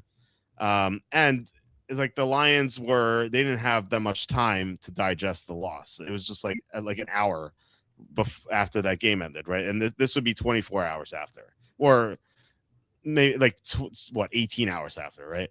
So they'll have all night to think about it, and I don't trust Brian Schottenheimer to motivate the team like Dan Campbell. So my sense is that the Cowboys would not show up after the Eagles win, and they lost out in the playoffs, right? So I do think the Chargers are the play, but I think the Chargers are so banged up on the offensive line, and they won. Sure, they won the previous two games, but the Eagles played like crap against them. They Hurts had 5 turnovers. And think about it this way: Hurts had 5 turnovers, and the Eagles were so close to winning that game. In overtime, it's still in overtime. Yeah. But still, if your quarterback has 5 turnovers, you should be getting blown out. They were, right? And then against the Chiefs lost 8 players in that game, and yet the Chargers still barely won. Yeah, I was thinking about that too. That was So I can't back the Chargers confidently, but I can't back the Cowboys if they're not motivated. Now, if the Eagles lose somehow, then the Cowboys look great, but the problem is we won't know that because we have to submit the card by then. So it's not it's not like the Eagles play on Thursday and then we'll know, but we won't know. We have to guess. So, well, I'm almost slightly inclined to put the Chargers lock it in on my bookie card. Oh yeah, you can do that for sure. Yeah, because it's not. I mean, I don't think it's Dallas is gonna move towards Dallas and go to 2.5 or 3. I think it's probably it's much more likely that the Chargers will end up being favorites, or it'll be a pick 'em or something. If anything, I suspect you're right, and that it won't. That understanding is already kind of built in that they'll probably it's the most likely scenario is that they'll be eliminated by the time this game starts. So yeah, so I think that if the Eagles win, I don't think this line moves. I think it stays at 2. But if the Eagles lose, I think this goes to 3.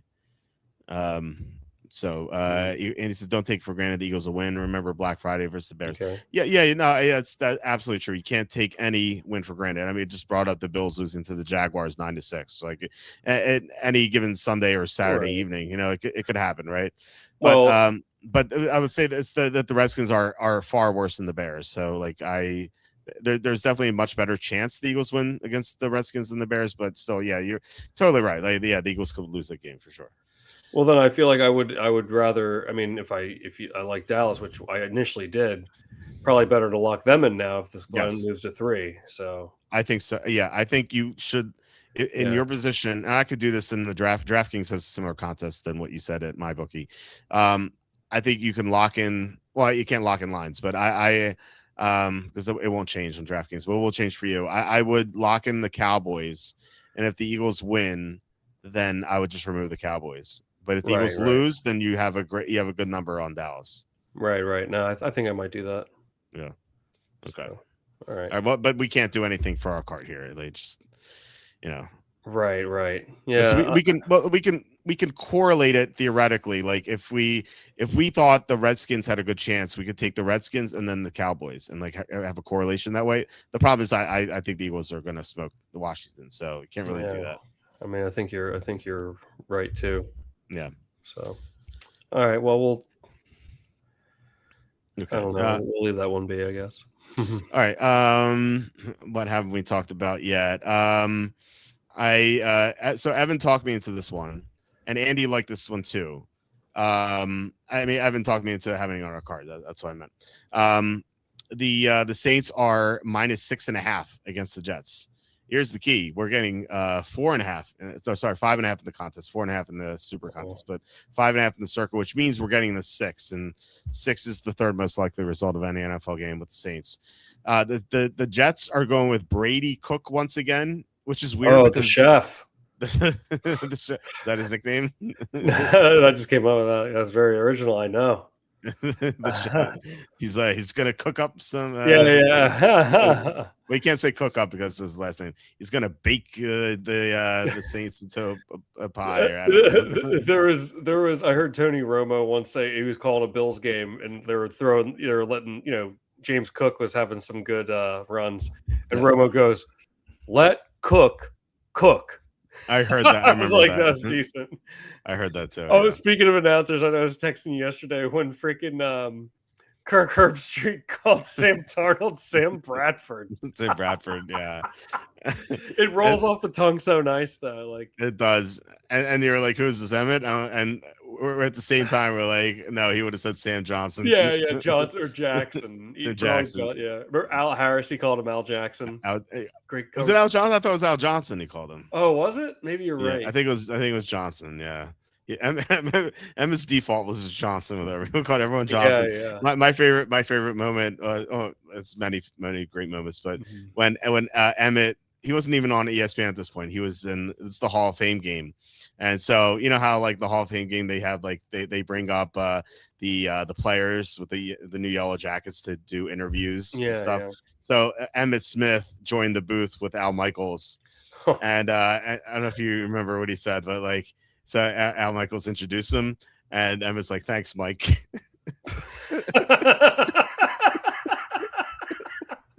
That's great. Yeah, that's great. Thanks, Mike. Thanks, Mike. Jeez. Emmett he's doing the Depends commercials now. That's awesome. Yeah. I love it. You gotta make your money somehow. I would do Depends commercials. They had me. Oh, absolutely. I'd love it. But he was in like I think in a Bud Light commercial too. All he had to say was touchdown. Yeah. Remember? Yeah, and he did. He's in insurance commercials too. I can't remember which company, but he's in. It's all, like Progressive or Allstate. I can't remember. It's not the gem that the Saquon Barkley Cure Auto Insurance commercial is. Did you ever see that one? I think so. Is McCaffrey in that one too, or is that Lowe's? No, it's just Barkley. He's doing a press conference, and then the Cure Auto Insurance is behind him, and so these reporters are just like brown nosers. Like the one reporter is like, "Hey Saquon, are you going to win MVP this year?" And Saquon goes, "I already have my MVP," and it's like so the reporter is like. So what do you mean they don't give that out to the end of the year? And he's like, yeah, I already got my MVP. I have it.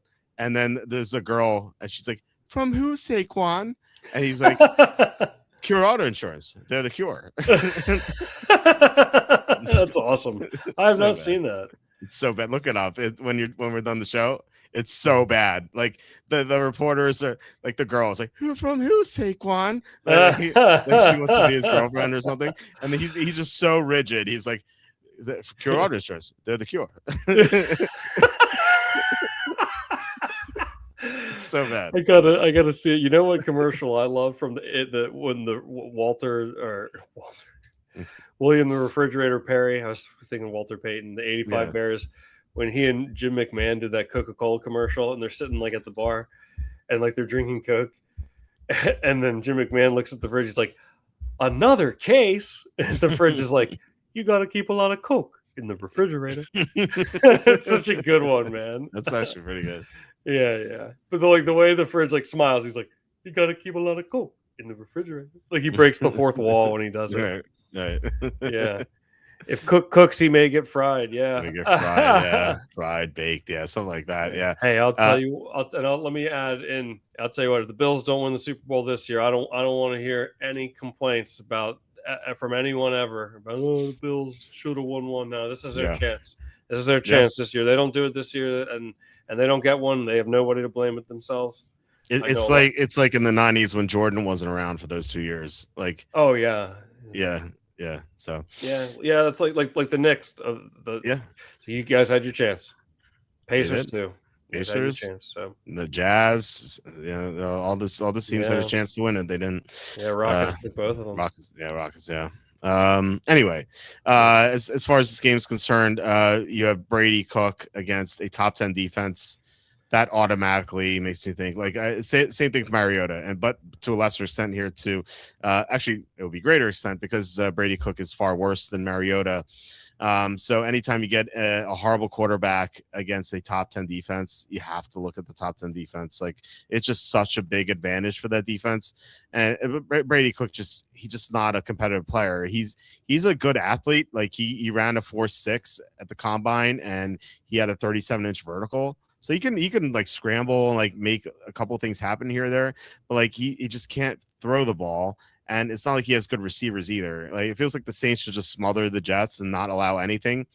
The concern is like the Saints offense is not great, but it's been a little bit better. I mean, Tyler Shuck's improved from week to week. Saints offensive line's not bad. They won't have Kamara, but they will have Chris Olave. And the Jets are down 2 of their top 3 corners, so that's a good advantage to the Saints too with Olave. The Jets are weak against tight ends, so the Saints should have good performances that way. I'm not crazy about this game, but I will be betting it, and it might make my personal card. It's made the card with Evan, especially at 5.5, and especially with 4.5 at the Super Contest. But this is a point shy of what the line is, and like I said, 6 is a key number. So I like the Saints. I don't love it, but I like it. What do you think? Walter, I've been saying it all year about this Saints team. They've played tough all year. Mm-hmm. They played tough all year, and I'll tell you what, they've been through a lot of adversity. Go experimenting with Rattler. They lose Shaheed. They had some injuries.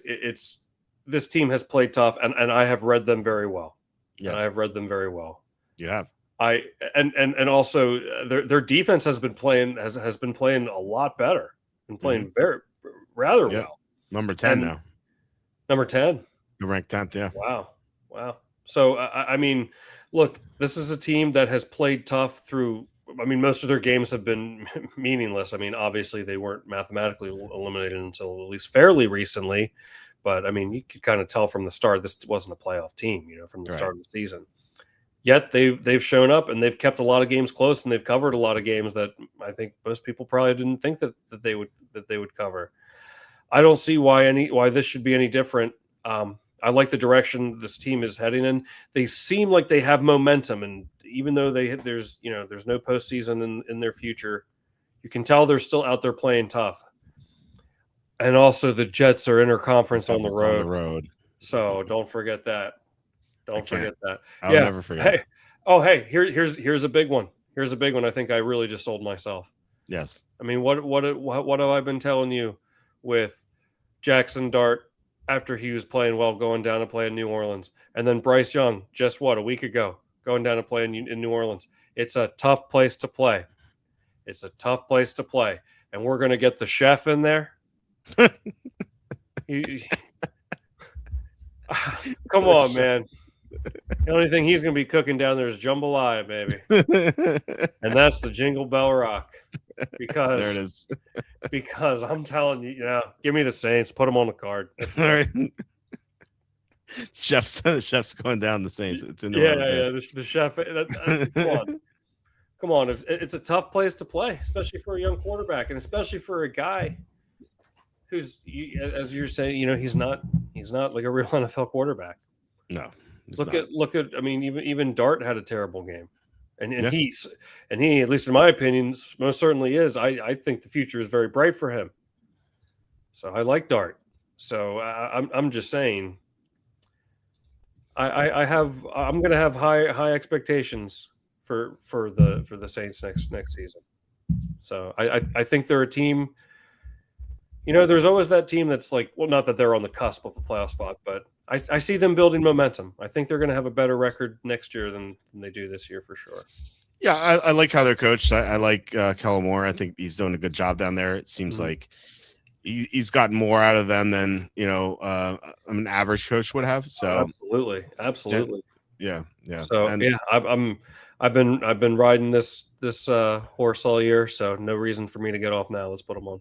Yeah, they've been a lot better in the second half of the season. Like the first half of the season, they look like the worst team sometimes. Yeah, they've gotten better for sure. Yeah, and it's funny. It's people are, well, I mean, maybe not now in this game, but I think a lot of people relate to the party on that. I took it when they were +8 against the Bucks. I was like, come on, that was, well, I mean, the first half was, I mean, that wasn't an easy win, but it ended up being that way. But yeah, I was nervous because that's the thing with those. I mean, think about like what they've dealt with and who they have on the team. Like they're doing quite well, considering. So I don't see why they give up now. I have old, like, I don't know. I'm just letting like a YouTube video play in the background here, and I just watched the Devin Hester run back the opening kickoff the Super Bowl play. You're watching YouTube videos right now? Yeah, well, it's just on in the background because I usually have my white screen on for light. Oh, okay. But then it just like went to the next video. You remember that? Remember when he ran it back that opening kickoff? Even Jim Nantz was like, the Colts have been having trouble covering kickoffs all year. It's like, yeah. Did I tell you my stance? If I were an NFL head coach, I would. Yeah, let's hear it. Every kick would be out of bounds ever. Like punts. I mean punts. Yeah, but if Hester's on the other side, you kick it out of bounds. But like punts, I would never have a punt return go against me ever in my coaching career. Yeah, I like punt the ball out of bounds every single time. There's no reason for it. No reason not to do it. Yeah, you remember the Miracle in the Meadowlands too? I brought this up before. You can read Tom Coughlin's lips after the game's over. Deshaun Jackson cashed it. Yep. And Coughlin's on the field looking at Matt Dodge, and he goes, "You can read his lips. What did I tell you to do?" It's so you can read it perfectly. What did I tell you to do? Like, kick it out of bounds, man. Yeah, Hester 35-1. Nice. That's awesome. That's a great number, 35-1. You don't see that these days. Even like that in that Super Bowl, Andy. I guess so. Yeah. I mean that's an incredible number. Think about, like, I feel like we're getting gypped now with these like FanDuels and DraftKings. That like even like the guys who are super unlikely to score. Like I had yesterday, I bet and this one hit. I bet Terrence Ferguson to score a touchdown. He's only 6-1. Like and he's getting 35-1 in Hester. That's crazy. I feel like the numbers have really gotten bad for us here. Was my best Super Bowl ever. That's awesome. Yeah, 29-17 was the final. Yeah. Andy, that's how pumped up must you have felt, Andy? It's like, okay, Hester touchdown, like the freaking first play of the game. Yeah. What a feeling that must have been, my friend. That's awesome, man. That's fantastic, my friend. Yeah. I remember one time I had something close to that. One time I bet a Yerfie, in baseball. I hardly ever did this, but there was a time. A run will be scored in the first inning. Yeah. And the first batter hits a home run. That's awesome. Yes. DraftKings has promos on those. They have like 30% promos. They almost feel like coin flips almost.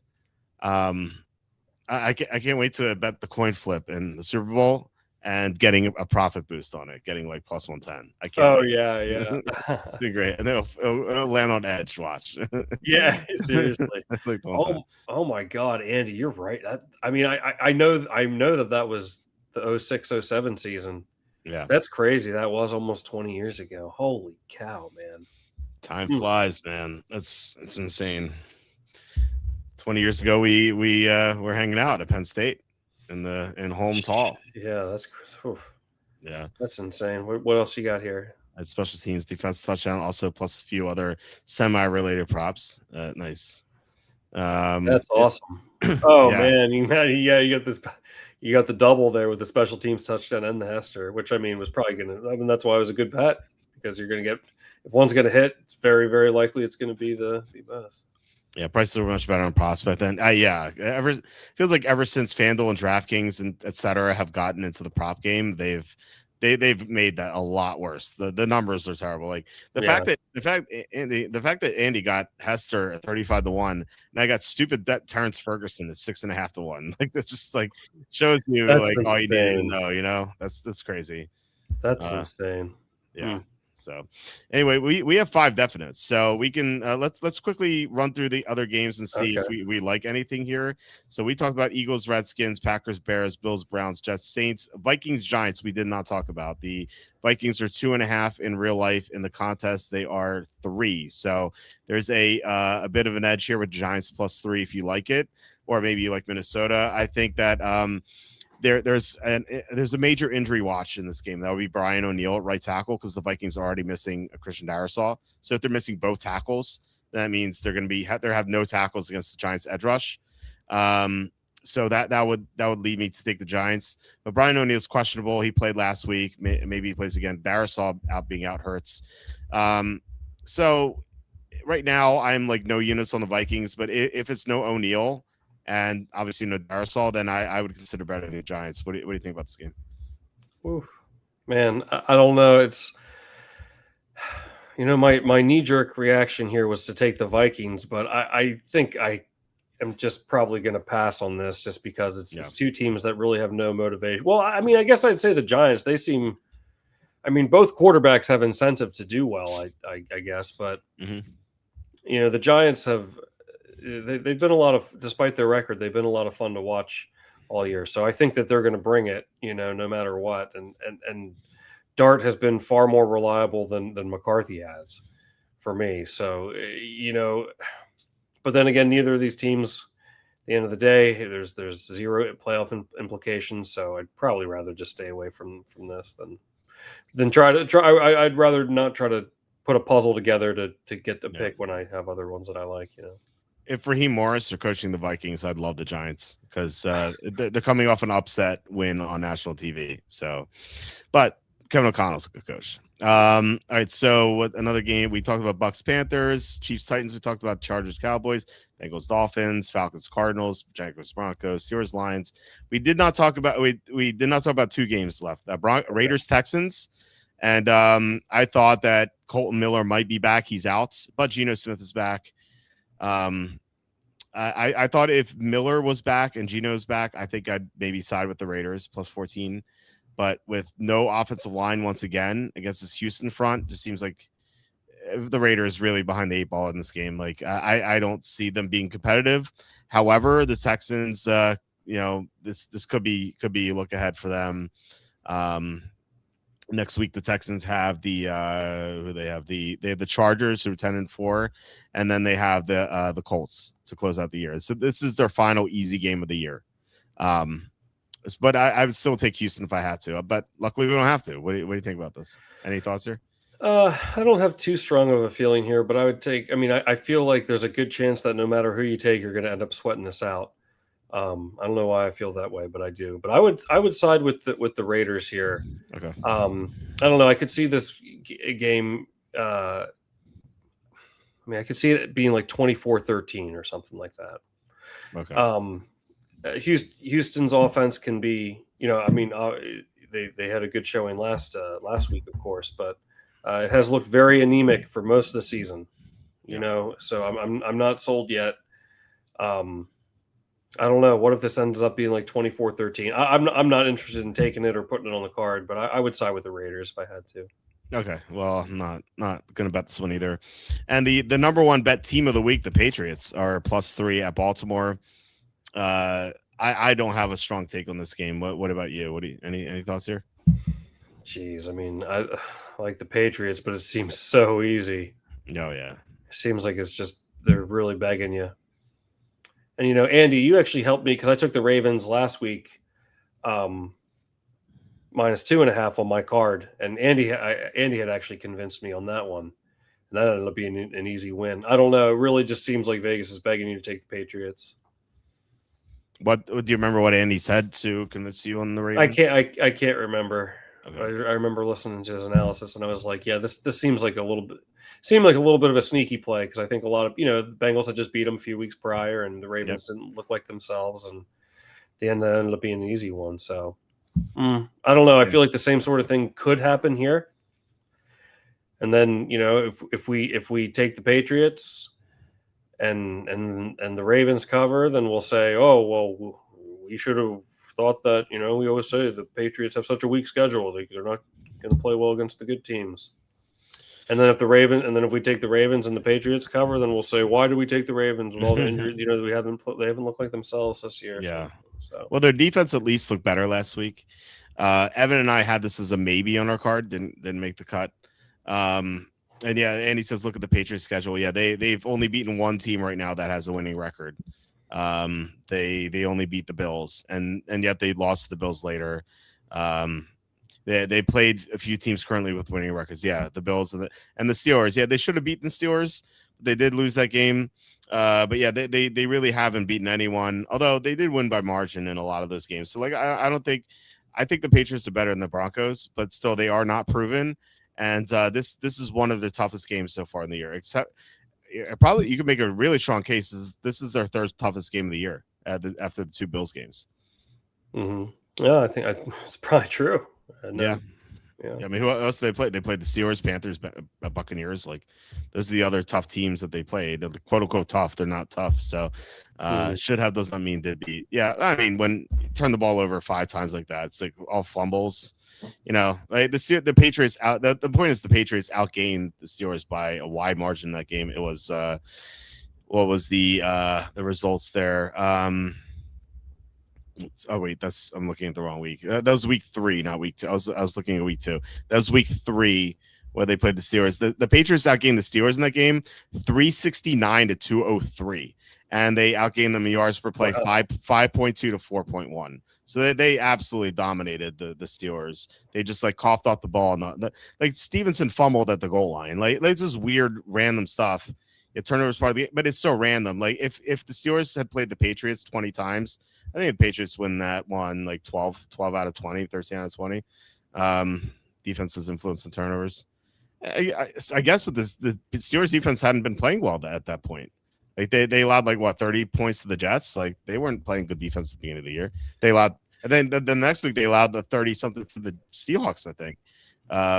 So the Steelers defense was a joke at that point. So I don't know. Remember when the Patriots lost to the Raiders in week 1? Well, we'll talk about like the weirdest result. If you went back in time, we're doing the show week 2, and then suddenly one of us from the future comes in. It's like, hey guys, Patriots are 11-3. What do you think about that? Yeah, absolutely not. I did like their over wins. I think they were over 8.5. But yeah, they've cleared that for sure. There's only 2 games in the season for what your week 1 doesn't count. That's true. That's what do you think about my stance on that, Tom? I say that like by week 4 or maybe week 5, you have to throw out week 1 because week 1 is like basically the preseason now. The teams don't play in the preseason, so it's basically like the preseason. We all played them in the preseason like it was bullshit. No. Oh man.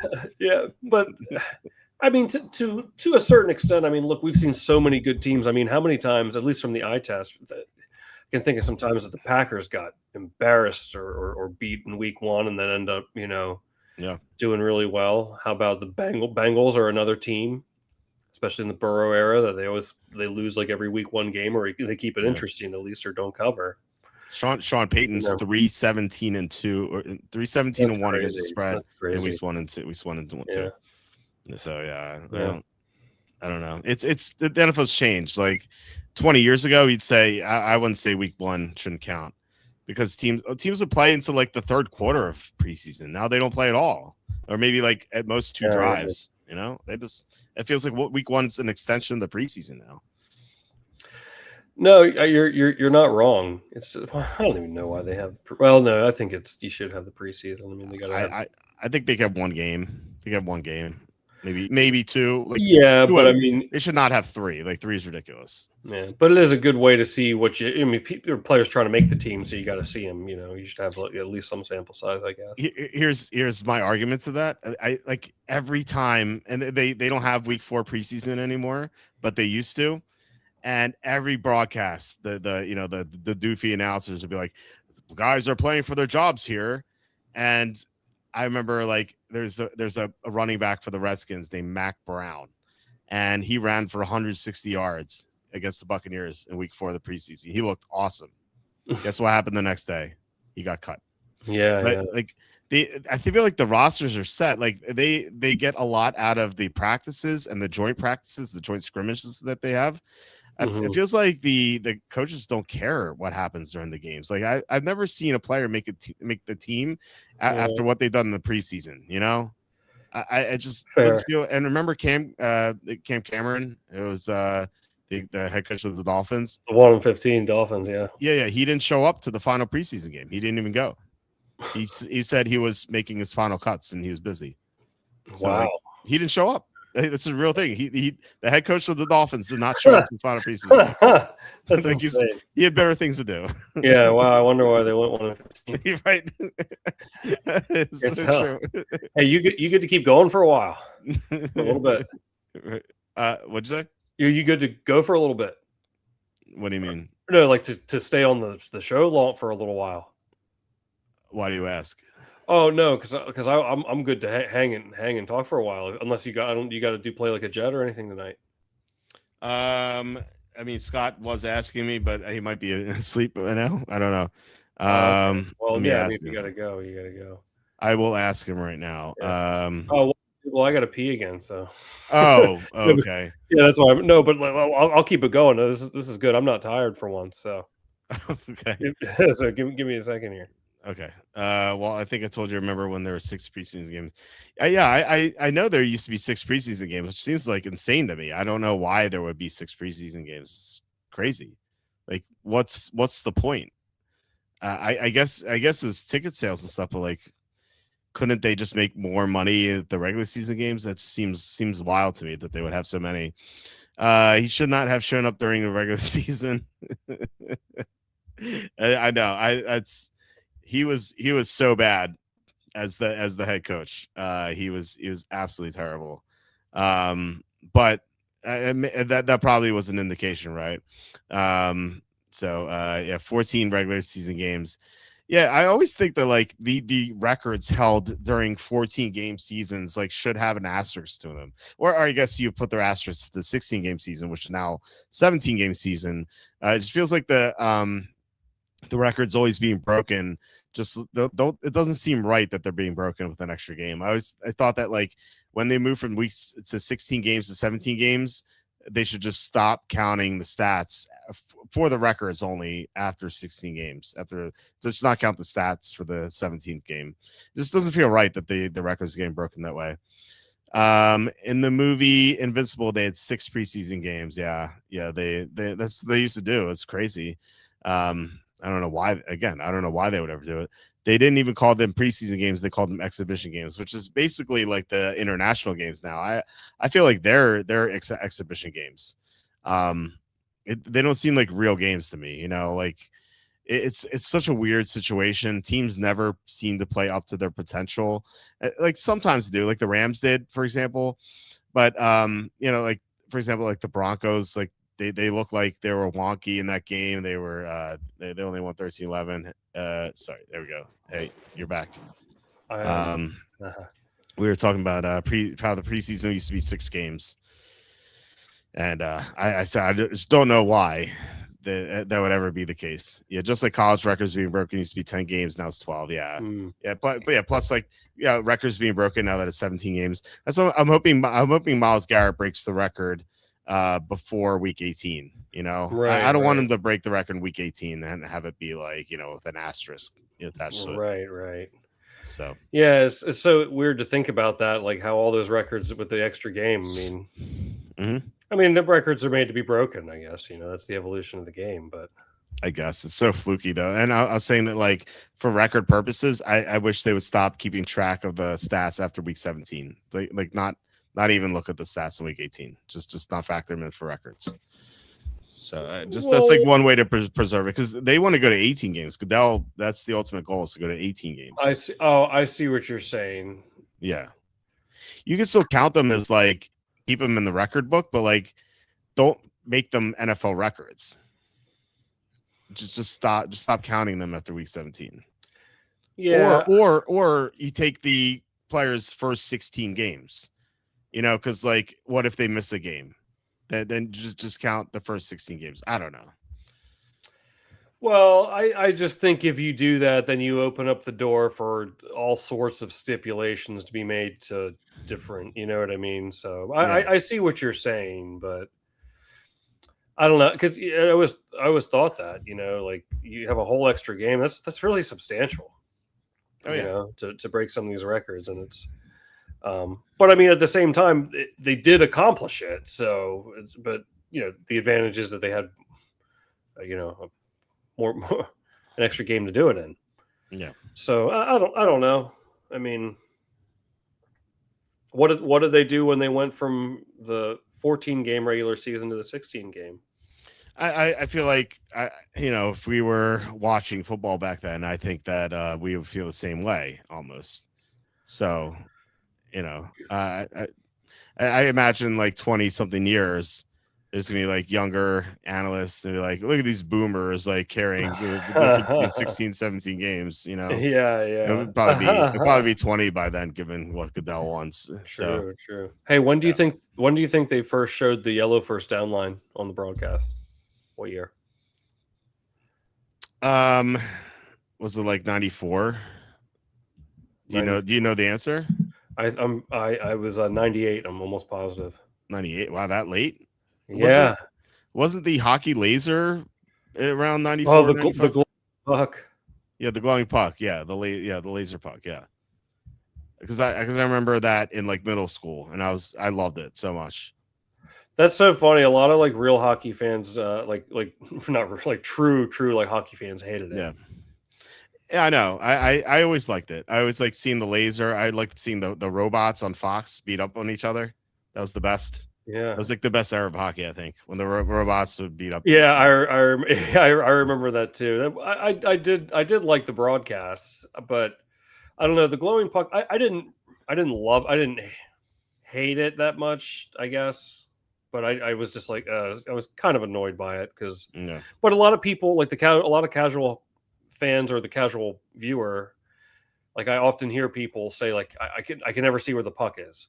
So I mean, it does take some getting used to, but eventually. But I've been watching for 30 years, Yeah. So, you know what I think is funny is like, you ever try to like. Wait, I was going to say, did you get an answer for that? Sorry, did you get an answer for that? The year that the yellow line. Oh yeah, 1998. Yep, September 1998. Oh, was it? Wow. Yeah. Okay. All right. Anyway, what were you saying? Yeah. Hang on. Let's see. Yeah, the first broadcast of the yellow first down line was September 27th, 1998, on ESPN during a Week 4 game between the Baltimore Ravens and the Cincinnati Bengals.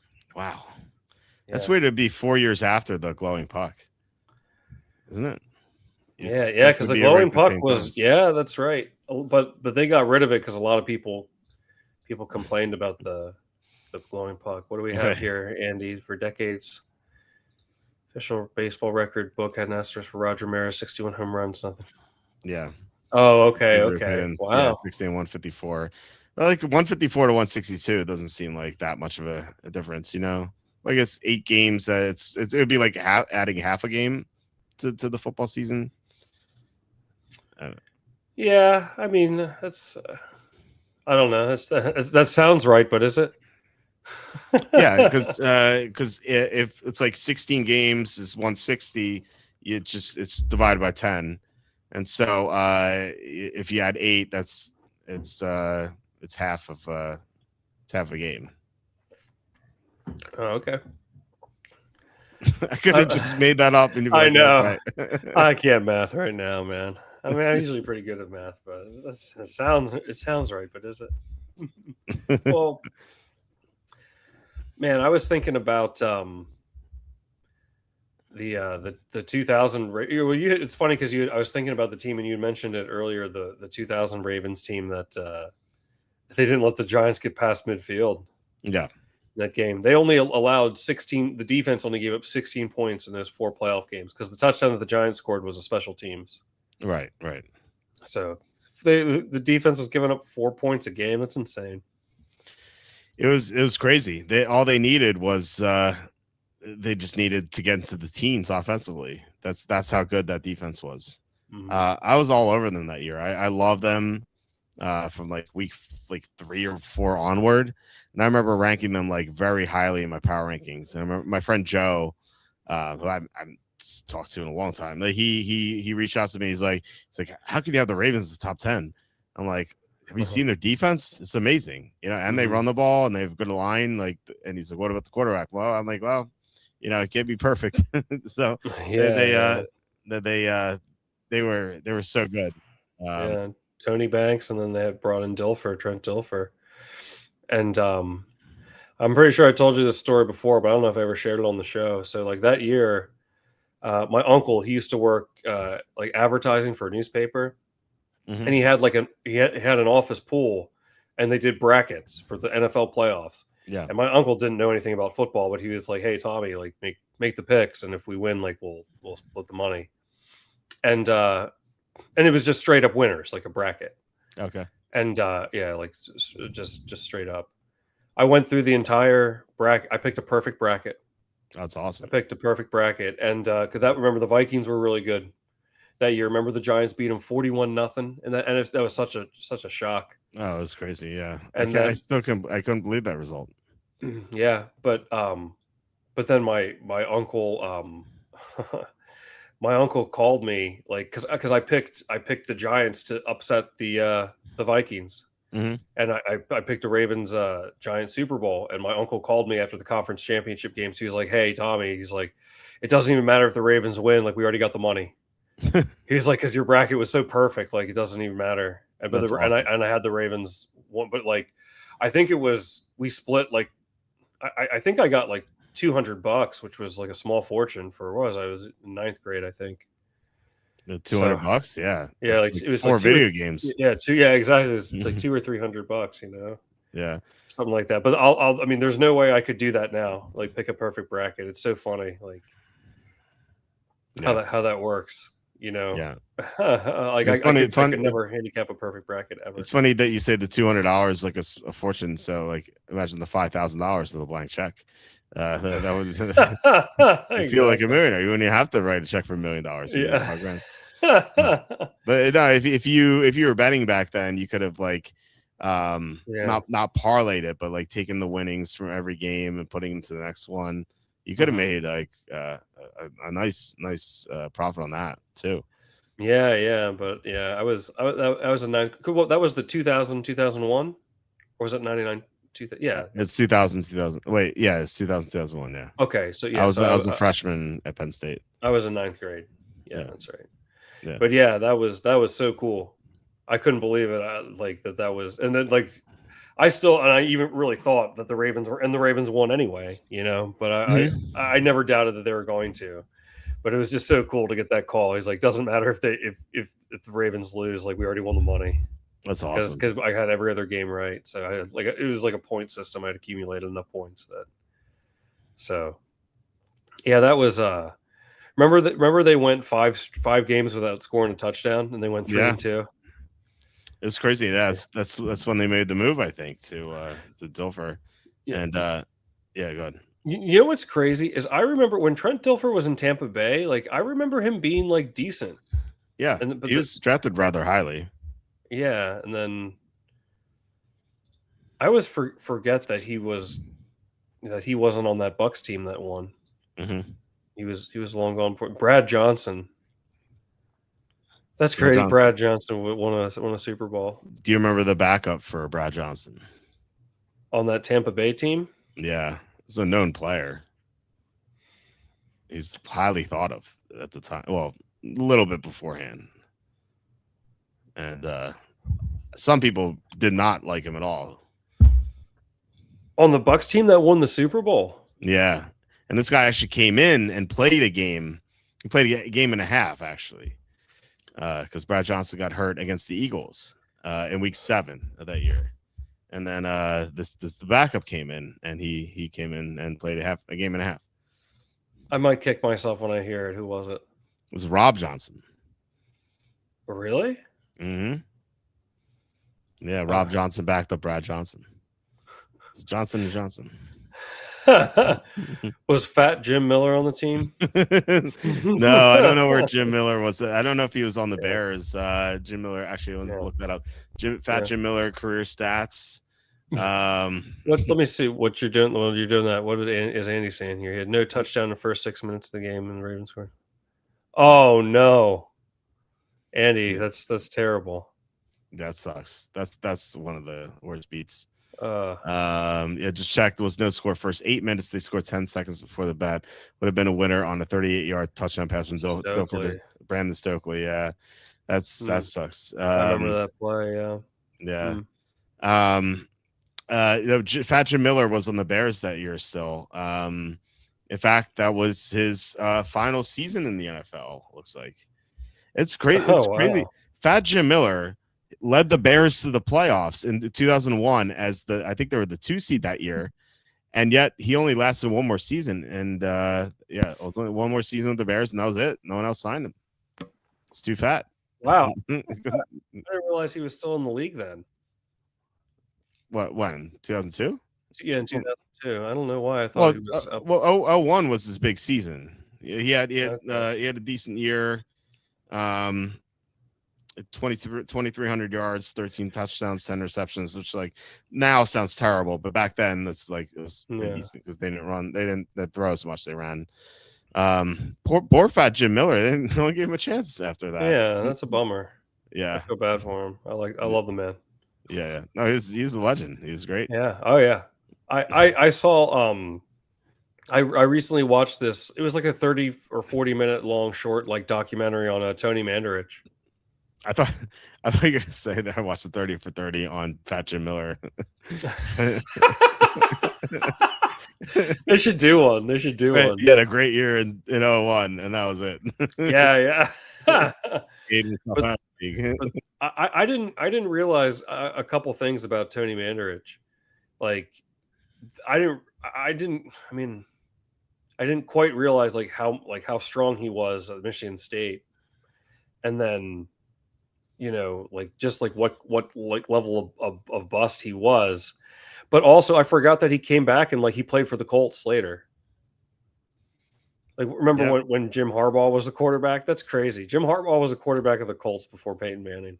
Yeah, he was. Yeah, they were awful, and that's how they got Peyton Manning. Yeah. Well, it's part of the equation because the Colts wanted to draft Ryan Leaf, and Ryan Leaf basically said, "I don't want to play for you," so sabotage his own draft status. Dan Patrick has this. I'm a big Ryan Leaf fan. Because he's a guy. I think I told you this. He's quite the influence. He really like righted his ship in life, and he's like a really interesting and intriguing comeback story. In fact, I admire the guy truly. Yeah. Because he admits the mistakes he made. But I saw him.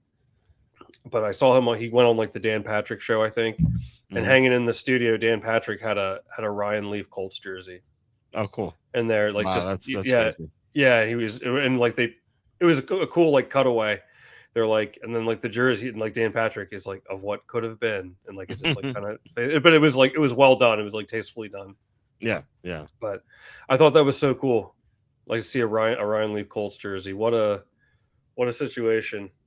Yeah, really. But yeah, see Peyton Manning Charger jersey. That'd be cool too. Yeah. Or you could just get a Manning. You could get a Manning Charger jersey, and you could claim it to be Eli or Peyton. That's actually an idea I had for bless you. It's an idea I had for shirts or something. I couldn't make a jersey, obviously, but like a like a what if like jersey or shirt, like like Ricky Williams Eagles, and I don't know what else, like Eli Manning Chargers or Philip Rivers Giants, like have like it's so hard to not copyright and infringe on that, but like you could have like the colors, the name on the back, and the number without it being without like copyright stuff. I don't think you can. I don't know if you certainly couldn't have the logo, but maybe you could just have the Giants, say Giants without the how they write it. I don't know. I'd have to. I even said I said the last time I talked about it on the show, I'm like, I have to talk to my lawyer about this, but I never talked to my lawyer.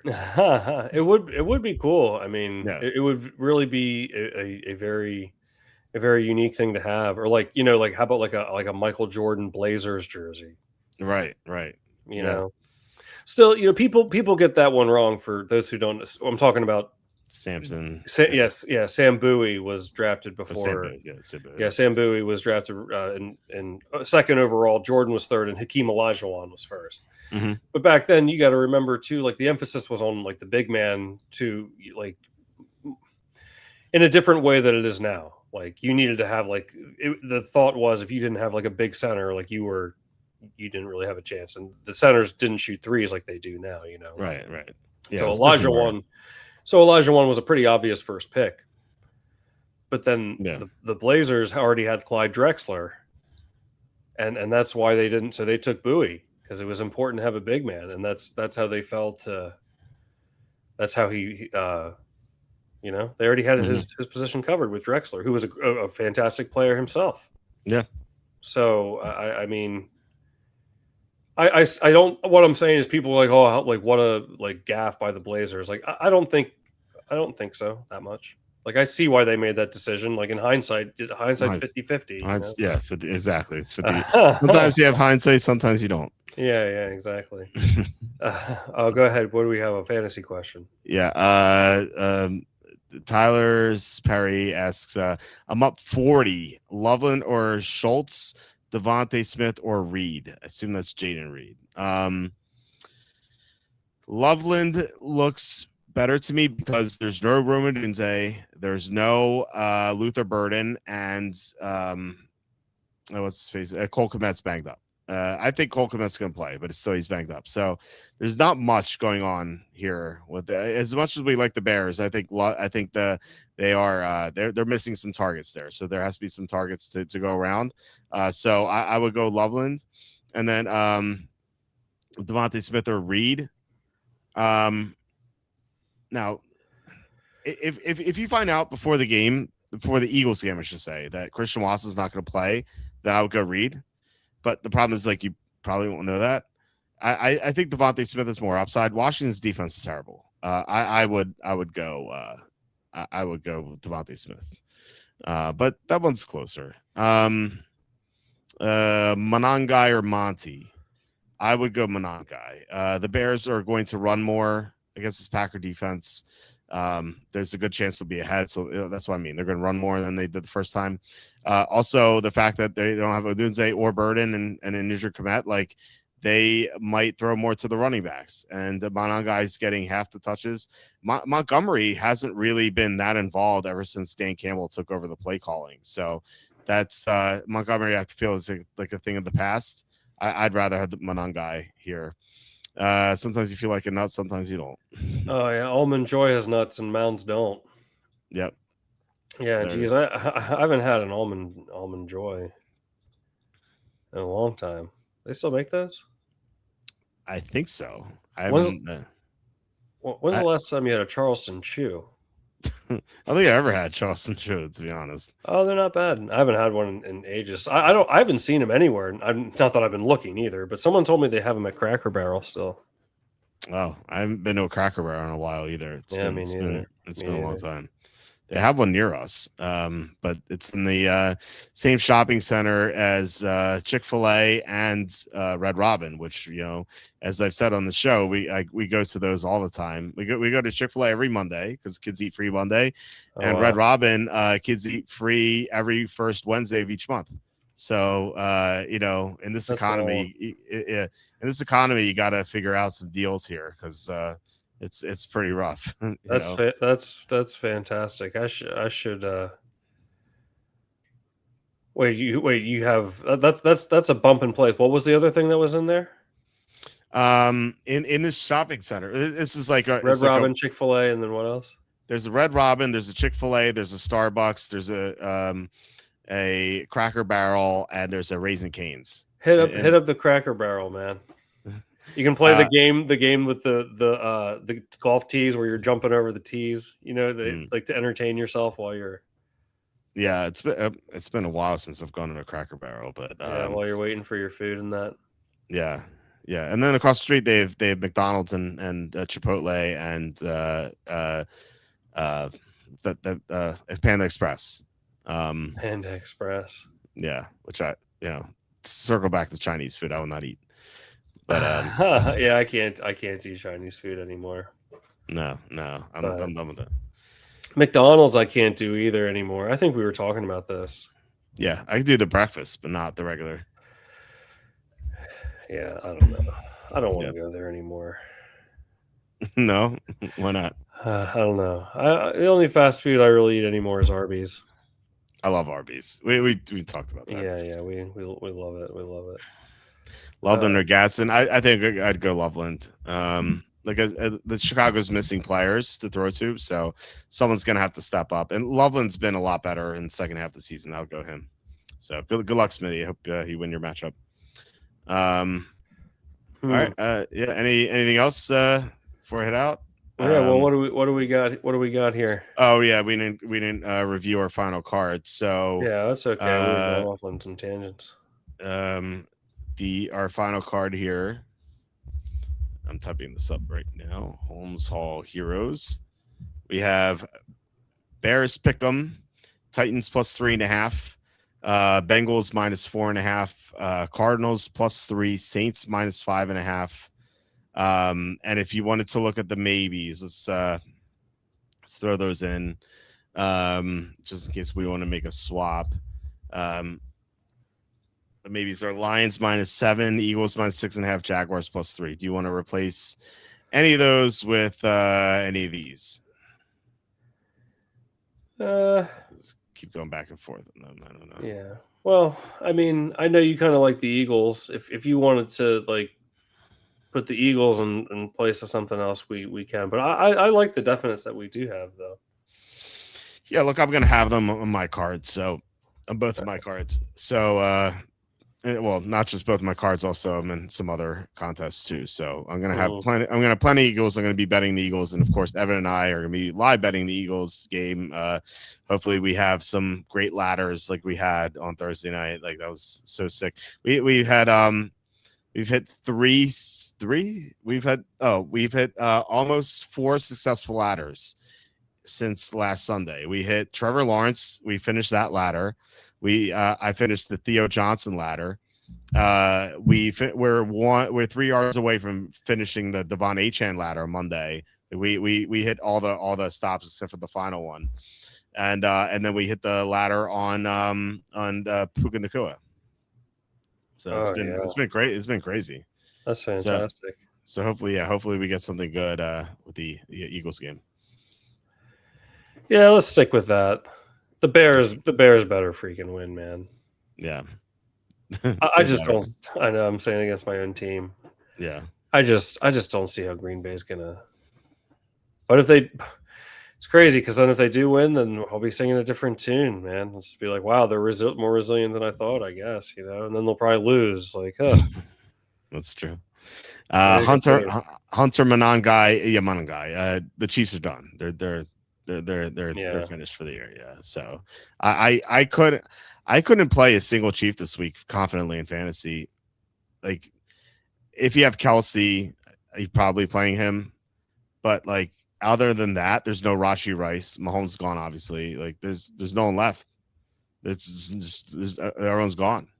So Andy's saying gonna say goodnight. Wish everyone a successful weekend. Yeah, Andy, good luck to you. Andy. Good luck to you as well. Thank you for commenting here, and thank you to everyone. We're it's almost 3 a.m., so we should probably head out. But I think my dog needs to go. Actually, he's like farting under my desk, so I think it's about time that we do that. So all right, yeah, we got it. Yeah, all right, guys. Thank you for watching and commenting. Really appreciate it. Thanks especially to Slew for the 577 super chat and Kevin Kovac for the 2, the 2, the 5, the 2, the 5. Sounds like a password. 5 Thank you so much, Kevin, for all your super chats, and Sue as well. Really appreciate it. And I hope you guys have a great betting Sunday and Monday and Saturday too. Good luck with all your bets. And thank you once again for watching and commenting. Please hit like, subscribe, comment below, share this video, visit walterfootball.com for tons of content. And check out, this is the wrong page here. Check out Quacky_T on X to follow Tom. He posts some picks sometime. Do you want to say anything else before we head out? Just hey, thanks everyone for joining. We have a great time with you every week, and yeah, hopefully we can keep this going. I'll be updating you next week then with how our cards did and whatnot. So yep, I'm rooting for you to get the 5-0 and just blast your way into the top 10. That'd be that'd be great. So yeah, we'll see. So yeah. All right, guys. Once again, we'll be back on Tuesday with the regular schedule next week. I assume with Christmas, I can't see why it would be different unless Tom, I didn't talk to you about that, but I don't know if you're available next Friday during Christmas week. It's not quite Christmas; it's 26th, but. Oh yeah, actually, I won't. I'm sorry. You won't be available. No, I'll be out of town actually.